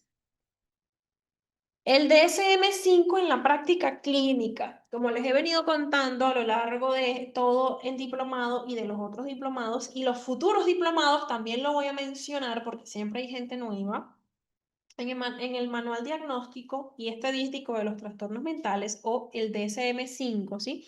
Es el manual de referencia utilizado por los profesionales para diagnosticar trastornos mentales. Lenguaje se divide de la siguiente manera, o lo podríamos dividir de la siguiente manera. Lenguaje común proporciona una terminología y criterios estandarizados para la comunicación entre profesionales. Por ejemplo, si tú vas a darle a un profesional de la salud, otro psicólogo, un informe con un diagnóstico, ¿ok? Tú le puedes colocar simplemente, mira, el diagnóstico F832.0 y la persona agarra DSM-5 o o CIE-10, por ejemplo. La persona agarra su DSM-5, su CIE-10, busca el TAC y listo. A menos que se lo sepa de memoria, porque también hay cosas que uno ya se va aprendiendo de tantas veces que la anota. Tantas veces que la diagnosticas ya te la vas aprendiendo. Entonces son cosas que es importante a la hora de redactar informes, ¿sí? Más que todo. Criterios específicos. Define criterios claros y específicos para cada trastorno mental. Ahí cuando ustedes lo van leyendo, van viendo, por ejemplo, esto aplica si la persona cumple con más de 2. Si la persona tiene más de 2 años con tal cosa. O sea, ahí te va, básicamente es una guía. Es muy largo, pero es una guía. Eso lo hacen para que otras personas que no sean psicólogos no sepan. Se podría decir, se podría decir, sin embargo, en esta época tecnológica, pues cualquiera se puede meter en internet y averiguar, ¿no? Pero hay personas que no colocan el nombre del trastorno, o sea, del diagnóstico como tal, sino que colocan solamente el valor, pues la referencia del DSM-5 o del CIE-10 o el que sea que usen. Por ejemplo, yo lo coloco completo, o sea, el diagnóstico basado, diagnóstico tal, por ejemplo, no sé, el diagnóstico de TEPT, bueno, trastorno de estrés postraumático, pones entre paréntesis TEPT y colocas el número y esas cosas. Así que eso es algo, depende de a quién va dirigido también. Es una forma más técnica de hacerlo. Exacto, es una forma más técnica, más sencilla de hacerlo y es válido también. Puedes mencionarlo completo, puedes mencionar las siglas o puedes mencionar solamente eso. De todas maneras, cuando yo les traiga, cuando vayamos por esa parte, les voy a mostrar un ejemplo de un informe psicológico y van a ver a qué me refiero. La clasificación en el DSM-5 organiza los trastornos en categorías basados en características clínicas similares. Por ejemplo, todos los esquizotípicos, esquizofrenia, todo eso que tenga que ver con eso. Evaluación de severidad incluye medidas para evaluar la gravedad de los síntomas y el impacto funcional. Sin el DSM, sin el CIE-10, sin cualquier manual diagnóstico, nosotros no podemos diagnosticar. Así de sencillo, no podemos. O sea, tú puedes que lo sepas, como digo, perfecto, lo sabes, pero no puedes decirlo en el informe. Lo diagnosticado por mí, por mi persona, no puedes. No puedes hacerlo porque legalmente eso no tiene ningún tipo de validez, ¿sí?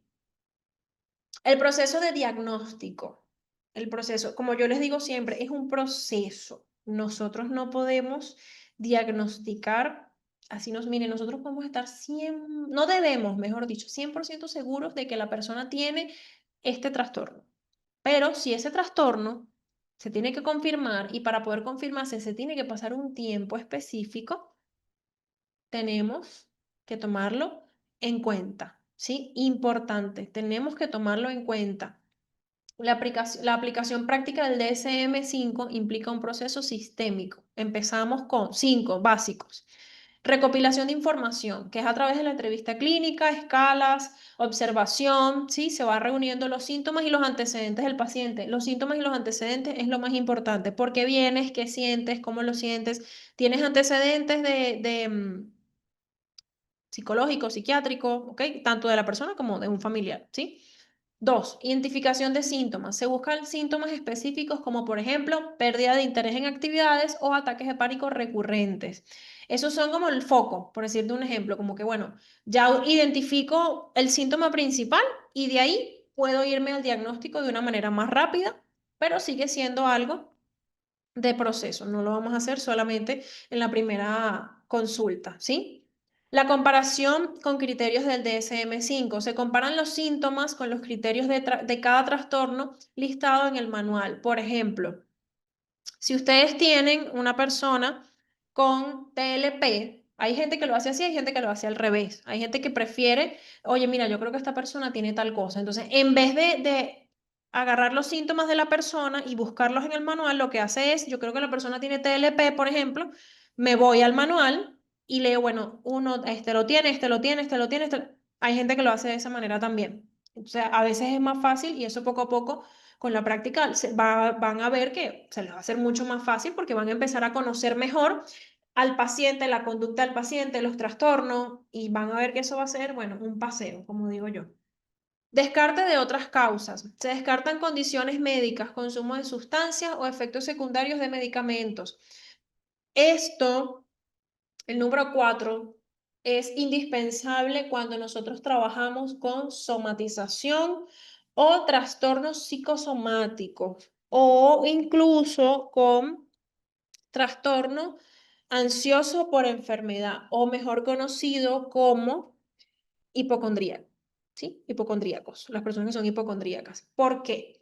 Porque hay cosas en nuestro cuerpo, por decirlo de una manera, que, por ejemplo, un dolor de cabeza te lo puede generar cualquier cosa. No comiste bien, no dormiste bien, tomas café todos los días y ese día no tomaste café, tuviste un día muy estresante, te diste un golpe en la cabeza, tienes un tumor cerebral, tienes un quiste cerebral, cualquier cosa puede ser un diagnóstico, ¿sí? Cualquier cosa puede deberse a ese dolor de cabeza. ¿Qué pasa? Que nosotros, nuestra área en específica, hablando de descarte de otras causas, nosotros tenemos obligatoriamente que descartar causas médicas y clínicas, ¿sí? Por ejemplo, cuando tienes una persona que te dice, es que tengo un dolor en el pecho muy fuerte todos los días y no sé qué es, tú tienes que preguntarle, ¿ya fuiste al cardiólogo? ¿Ya fuiste al gastroenterólogo? ¿Ya fuiste a tal? ¿Ya fuiste a tal? Entonces, es importante hacer esto. Nosotros los psicólogos podemos diagnosticar trastornos o eso lo hace un psiquiatra. No, sí podemos diagnosticar trastornos. Lo que nosotros no podemos hacer, que el psiquiatra sí puede, es medicar, pero nosotros podemos diagnosticar trastornos sin ningún problema. De hecho, más adelante no sé, no creo que sea hoy, a lo mejor el lunes, o bueno, cuando toque, yo les coloco algunos ejemplos de los trastornos que se diagnostica por el psiquiatra o que se trabaja por psiquiatría nada más, o que se trabaja por terapia y psiquiatra, o solo terapia, como algunos ejemplos para que tengan una idea de eso. En ese caso, le deberíamos exigir al paciente un informe del cardiólogo para descartar. Mira, puede ser, o sea, si tú no confías en lo que el paciente te está diciendo, por ejemplo, te lo tienes que pedir, por supuesto que sí, se lo tienes que pedir, pero ya depende del paciente y depende del país en donde estés. ¿Por qué? Porque hay países donde te hacen todas esas pruebas y se las queda el hospital. Entonces el paciente tiene que solicitarlas y esperar un buen tiempo a que se las envíen. Eso también es importante. O incluso tú le puedes decir, mira, dame una referencia de tu cardiólogo, por ejemplo, para yo saber que todo está bien a nivel cardiológico, ¿sí? Y que simplemente puede ser algo mental, algo psicológico. ¿Saben que he visto mucho también? Que esto sí es bastante preocupante.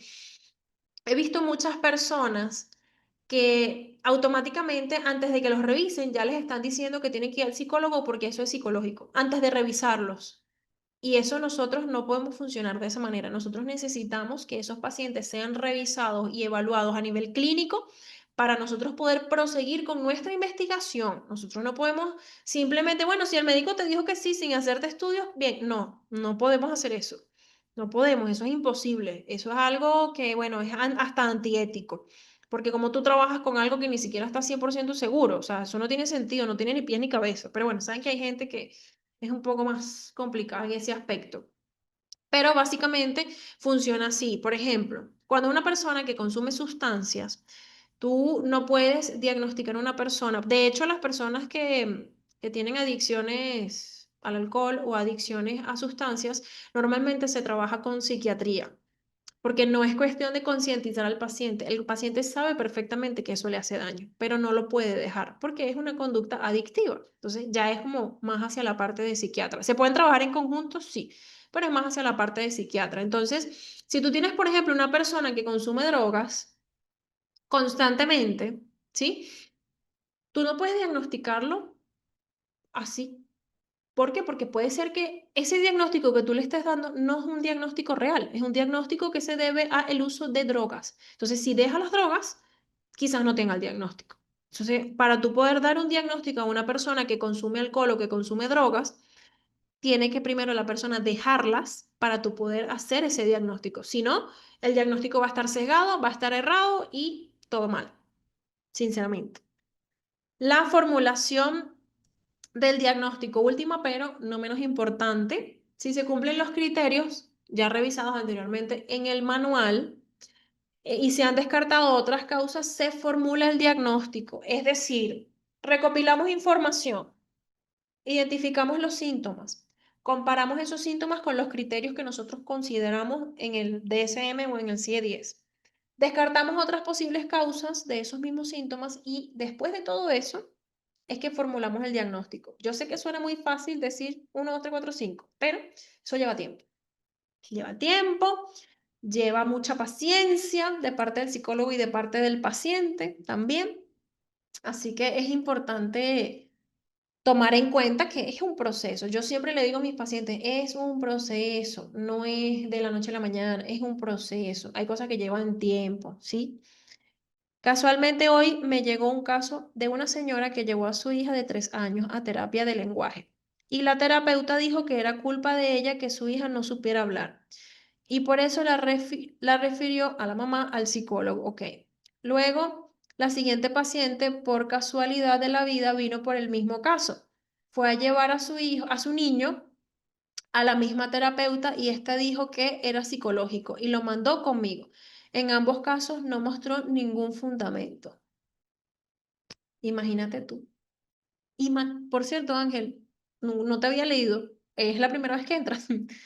Interesante ese caso, interesantísimo y va perfecto con lo que estamos explicando en este momento. Tú tienes que tener un fundamento, ¿sí? Ahora, tú quizás me puedes decir, mira, lo que pasa es que la terapeuta del lenguaje dijo eso porque cuando el niño llegó, la mamá le estaba hablando como que si fuera un retrasado mental, porque es que eso también, ¿no? Hay gente que hace eso, ¿no? Y tú te quedas como que, bueno, ajá. Impresión diagnóstica. Por eso nosotros tenemos algo, todos tenemos algo, incluso los médicos, que se llama impresión diagnóstica. Eso es la raya, la línea entre impresión diagnóstica y diagnóstico es enorme. Si yo les tendría que poner un número de 0 a 100, yo les tendría que decir que la impresión diagnóstica es un 20 y el diagnóstico es un 100. Así que cuando usted no esté seguro de ese diagnóstico, por cualquier razón, motivo o circunstancia, usted no pone diagnóstico, usted pone impresión diagnóstica, ¿sí? Eso es importantísimo porque se pueden meter en un problema grande. De hecho, esa terapeuta que me comenta, Ángel, me parece una falta de ética al 100%, porque ni siquiera evaluaste, ni siquiera viste, ni siquiera, o sea, tú tienes que cumplir. Mira, tú puedes tener la experiencia de toda una vida. Yo no digo que no, pero cada persona es diferente, ¿ok? Tú no sabes el antecedente, tú no tienes ni la menor idea. Yo tuve un caso este año, creo que fue como en febrero, enero, no recuerdo, fue a principio de año. Tuve un caso donde un niño, un adolescente, bueno, un niño de 10 años empezó a desarrollar, o sea, de la nada empezó a tener ataques psicóticos, ¿sí? Un brote psicótico loco, una broma que de verdad nadie se lo explicaba.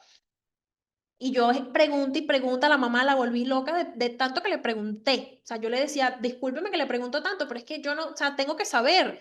Y ella, obviamente, súper tranquila, me decía, no, pregúnteme lo que quiera, que ajá, para eso estamos aquí.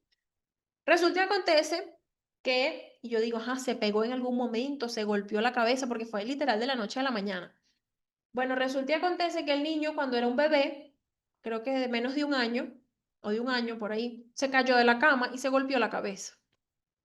Lo llevó al pediatra y el pediatra le dijo, bueno, está bien, no tiene nada, pero tienes que hacerle una tomografía cada 6 meses y si va saliendo limpia, tienes que hacerle una tomografía cada año hasta que cumpla X años, ¿ok? Obviamente la mamá no se lo hizo, porque ajá, lo veía bien y decía, está bien, no tiene nada. Y eso que el pediatra neurólogo de paso, le explicó y le dijo, bueno, mire, esto lo tenemos que hacer por esto, por esto y por esto, porque quizás no se observa algo ahorita, pero puede haber un sangrado que sea muy lento y se va a observar es más adelante.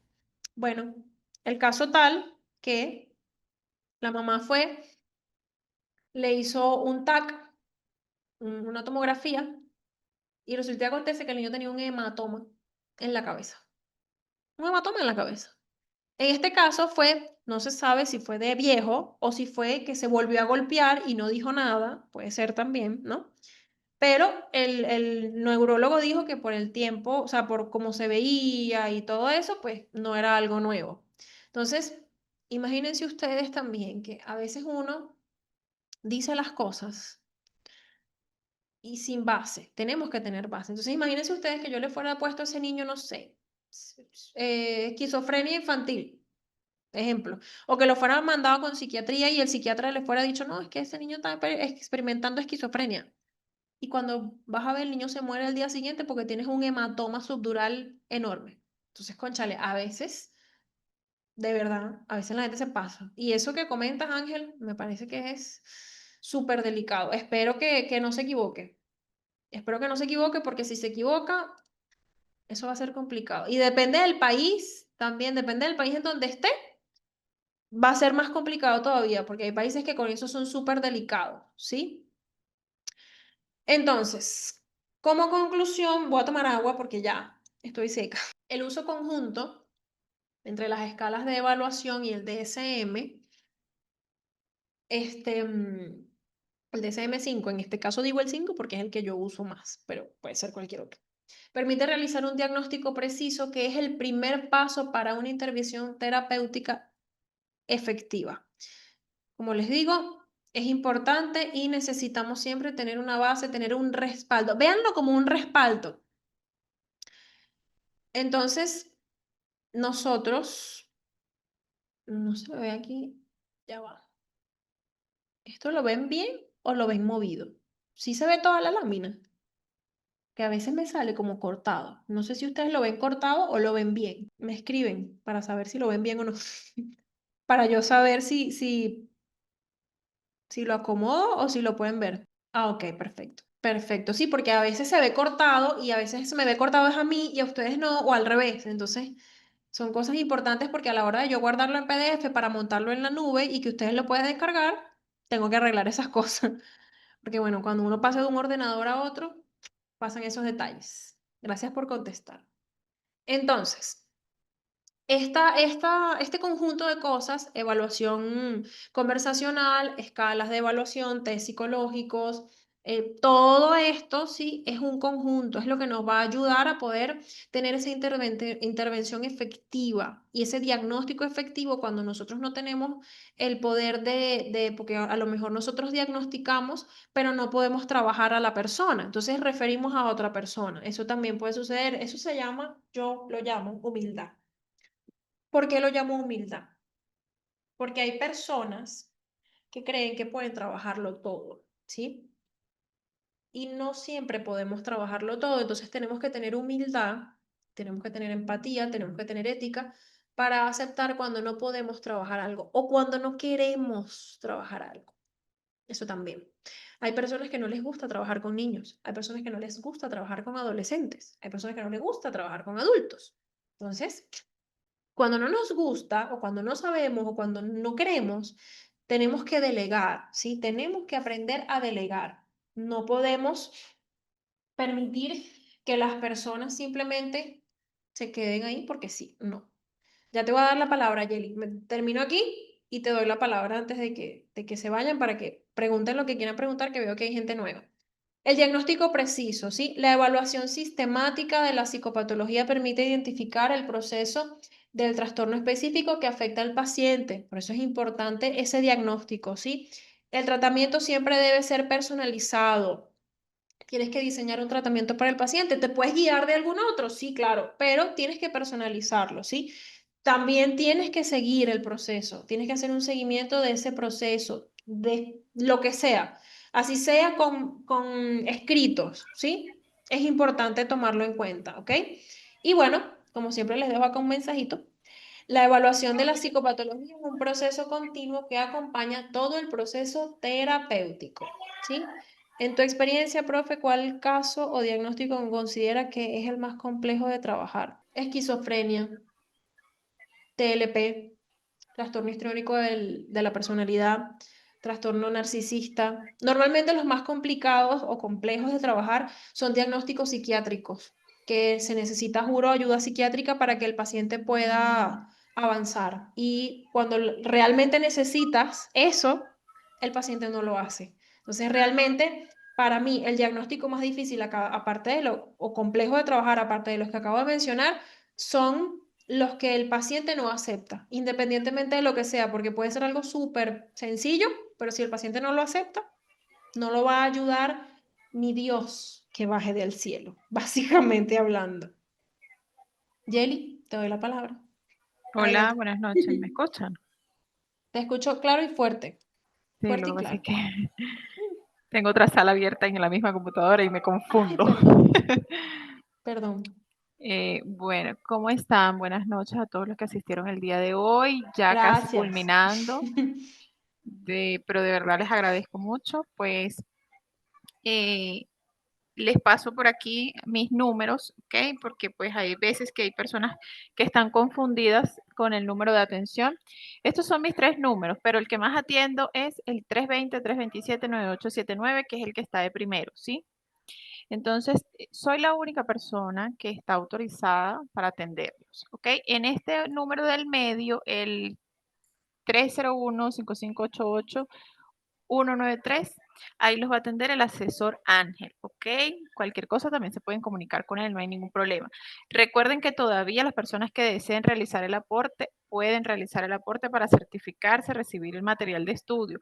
Los que desean recibir el test, recuerden que son $50.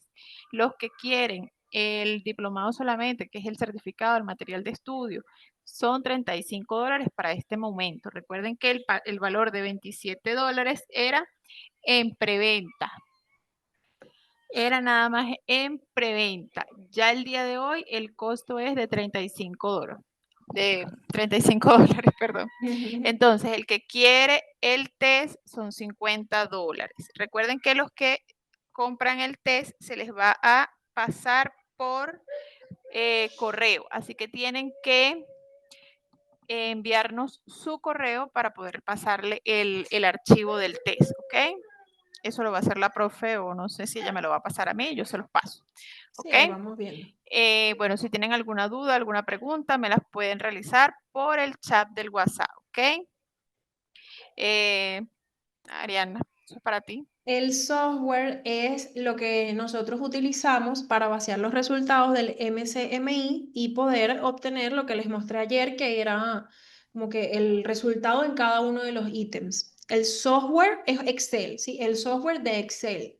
Yo lo expliqué ayer, no sé si usted había llegado o no, pero bueno, igual están las clases grabadas, así que no se preocupe. Eso es como un programa que es predeterminado, que Es un ya programa. viene estipulado así y ustedes lo van a manejar de una manera como él ya viene estipulado. O sea, ustedes no pueden realizar cambios al software como tal. O No, sea, ya eso está ustedes van bloqueado a colocar los datos que le van a hacer al paciente, las preguntas que le van a hacer al paciente, y los van a colocar ahí y él va a arrojar un resultado. Pero no hay modificaciones como tal al, al al Excel, pues, software. ¿sí? Al Sí, no, eso software. no se modifica. De hecho, él está bloqueado. Tú puedes modificar son los datos sociodemográficos de la persona, que es edad, género y tiempo de malestar emocional. Y puedes modificar, obviamente, la parte de la respuesta, porque tienes que modificarlo. O sea, tienes que vaciar la respuesta de la persona. Pero el resultado no lo tocas. O sea, tú tratas de modificarlo y él literalmente te escupe y te dice, mira, no, no puedes hacer eso. O sea, eso está bloqueado. Eso no, no lo puedes tocar. ¿Por Eso no cuánto se tiene un puede utilizar? límite, no tiene un límite, tú lo usas las veces que tú quieras. Eso no, no es que hay, pagas una membresía, por decirlo de una manera, no tiene un límite, es un software que de hecho todos los softwares psicológicos se compran. No existe una página, no existe algo que sea gratis. Los software psicológicos, tú puedes conseguir PDFs de algunos archivos o de algunos test que no utilicen software, ¿sí? Que se corrijan manualmente. Pero los software, todos los software son pagos, no existen gratuitos porque son derechos de autor, ¿sí? Y por eso todos son de manera paga. Hay unos que son más económicos que otros. De hecho, hay unos test que valen hasta $1000, de lo costosos que son y bueno, de lo amplios también. Pero en este caso, lo puedes utilizar las veces que tú quieras. Así que no te preocupes por eso. Bueno, en un rato les paso las clases grabadas. Recuerden, los que no están en el grupo, pueden todavía ingresar al grupo. Recuerden que el día martes comenzamos con un nuevo diplomado de terapia cognitivo-conductual y por el grupo donde estén se les va a hacer la invitación, ¿ok? Entonces, para que los que A la quieran orden. asistir al de terapia cognitivo-conductual pueden estar en el grupo y yo ahí les voy a pasar el enlace para que ingresen, ¿sí? Bueno, yo no Gracias. les tengo más nada que decir. Muchísimas gracias. Feliz noche. Gracias a Nos ti, Yeli. vemos. Cualquier cosita le escriben o me escriben a mí, no hay problema. A ver, voy a contestar acá una pregunta. Hola, ¿cuál es el grupo? Escríbele a Yeli en el Sí. primer número, es el primero, ¿no? Ajá. Sí, el primer Para que te número me dé puedes el escribir enlace. y yo O le no sé si ingreso lo al, tienes al ahí, grupo. no sé. A ver, Escríbeme, Sebastián, y yo te doy el enlace para el grupo para que recibas la información. sí, va a ser de TCC, terapia cognitivo-conductual. Ese empieza la semana que viene. Y bueno, Isabel, Sebastián, le escriben a Jelly para que les dé la información y bueno, los incluyan en los grupos. Voy a contestar esta pregunta antes de irnos, de Ángel. ¿Qué opinas de la corriente social y o conductista que afirma que los trastornos son simplemente constructos y consecuencias sociales? Voy a decir 50-50.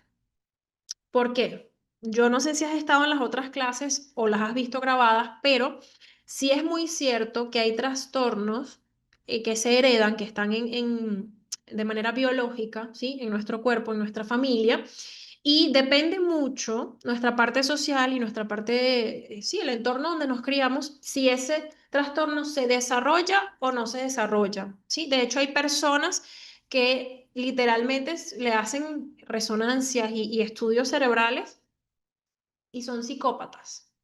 O sea, la parte empática, la parte emocional, todo eso no existe en su cerebro. Son psicópatas, pero por la crianza que tuvieron, por las enseñanzas que tuvieron, eso no se desarrolló, no se experimentó. Un trastorno, por ejemplo, un trastorno de personalidad no es solamente conductual ni social. Siempre hay una base biológica. Por ejemplo, como lo he dicho, el TLP, la esquizofrenia, la bipolaridad, el trastorno histriónico de la personalidad, todos esos son trastornos biológicos que se van desarrollando, depende del entorno de la persona, no es algo que se crea, ¿sí? O sea, una persona nace narcisista, por ejemplo, ¿ok? Por ejemplo. Ahora, yo estoy hablando del trastorno narcisista, no estoy hablando del narcisismo que la gente conoce, básico, de esta gente no confía en nadie, de esta gente se cree mejor que todo el mundo, porque eso también puede ser crianza, ¿sí? Pero el trastorno narcisista de la personalidad se nace, ¿sí? No niego que hay cosas, no niego que hay cosas que son sociales, que son conductuales, eso no lo niego, porque sí hay, existen. Lo que es por lo menos la ansiedad, la depresión, es social, es conductual, la somatización también, ¿ok? Todas esas cosas sí pueden ser a nivel de conducta, de vida, de la vida de la persona, pero hay trastornos en específico que no se desarrollan con el tiempo, por decirlo de una manera. A veces se confunde porque hay trastornos en la personalidad que se evidencian o se empiezan a notar es después de la adolescencia. Entonces, por eso es que la gente piensa, no, bueno, es que él no era así y bueno, aprendió o se enfermó, por decirlo de una manera. No funciona así. De hecho, una persona con bipolaridad, tú le haces una resonancia a una persona que no tiene nada, que es sana mentalmente y psiquiátricamente y le haces una resonancia a una persona con bipolaridad y es totalmente diferente el cerebro. Se ilumina en áreas totalmente diferentes, o una resonancia o un electroencefalograma también. Así que no niego que sí hay cosas ambientales que afectan el comportamiento del individuo, sí hay, pero, y conductas aprendidas también en la infancia, también hay, por ejemplo, los rasgos TOC, no el TOC como tal, ¿sí? No el trastorno obsesivo compulsivo, no hablo del trastorno, hablo de los rasgos del trastorno. Hay personas que tienen estos rasgos porque a lo mejor crecieron en un ambiente donde había alguien que tenía el trastorno, por ejemplo, y adaptó esas conductas, pero no tiene el trastorno como tal, porque el trastorno obsesivo compulsivo no es solamente compulsión y obsesión a nivel de, bueno, sí, todo limpio, todo organizado. No, eso va más allá. El trastorno obsesivo compulsivo, de hecho, es uno de los más, de los que las personas más sufren, porque es algo, es una neurosis, ¿sí?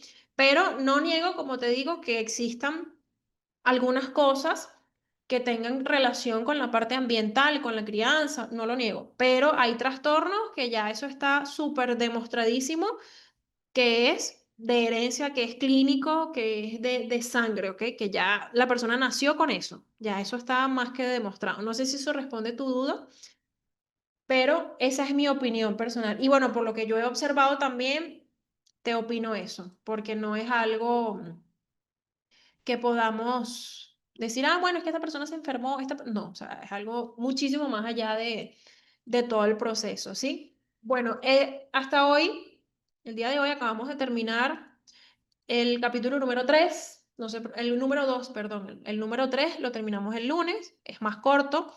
El otro día me preguntaron que porque había uno que el diplomado anterior, el módulo 1 tenía 100 láminas, era súper largo. Pero eso no tiene nada que ver, ¿sí? Los módulos no tienen nada que ver, no tiene que ser uno muy largo, no tienen que ser todos largos, no. Simplemente me parece que cada uno tiene su largo, por decirlo de una manera, porque a veces en el primero trabajamos cosas más sencillas, en el segundo trabajamos cosas más profundas, así que por lo largo, el tamaño de los módulos, no se preocupen, ¿sí? Hoy terminamos el módulo 2 y bueno, el lunes esperemos iniciar y terminar el módulo 3. Aprovechen si tienen alguna duda, si tienen alguna pregunta. Las personas que no han visto las clases grabadas, véanlas para que puedan asistir el lunes y puedan tener toda la información y puedan preguntar todas las dudas que les surjan, ¿sí? Excelente, gracias por tu brillante respuesta. Me imagino por tu respuesta que estás de acuerdo con mi opinión. Y bueno, qué bueno que estás de acuerdo. Feliz noche para ti también, Ana. Gracias a ustedes por llegar. ¿Dónde envían las clases? En el grupo, pero escríbele a Jelly, porque eso ella lo manda por el grupo y no sé si estás en el grupo, entonces escríbele a Jelly en el grupo que ella pasó para que puedas tener las clases grabadas. O incluso, si no quieres estar en el grupo, puedes decirle que te las envíe. Así que no hay ningún problema por eso. Bueno, chicos, los dejo para que, no sé, salgan, vayan a comer, hagan lo que quieran. Ya los libero de la clase por hoy. Nos vemos el lunes a la misma hora. Gracias siempre por llegar, gracias por todas sus preguntas, por todos sus comentarios. Todo es bueno, todo es un aprendizaje. Gracias por compartir también sus vivencias personales y profesionales, que sé que a veces no es fácil. Y bueno, cualquier cosita, tienen mi número, me escriben a mí, le escriben a Jelly, cualquier duda, me mandan un mensajito, ¿sí? Que tengan una bonita noche y cuídense mucho. Les mando un gran abrazo, que tengan un bonito fin de semana. Chaito.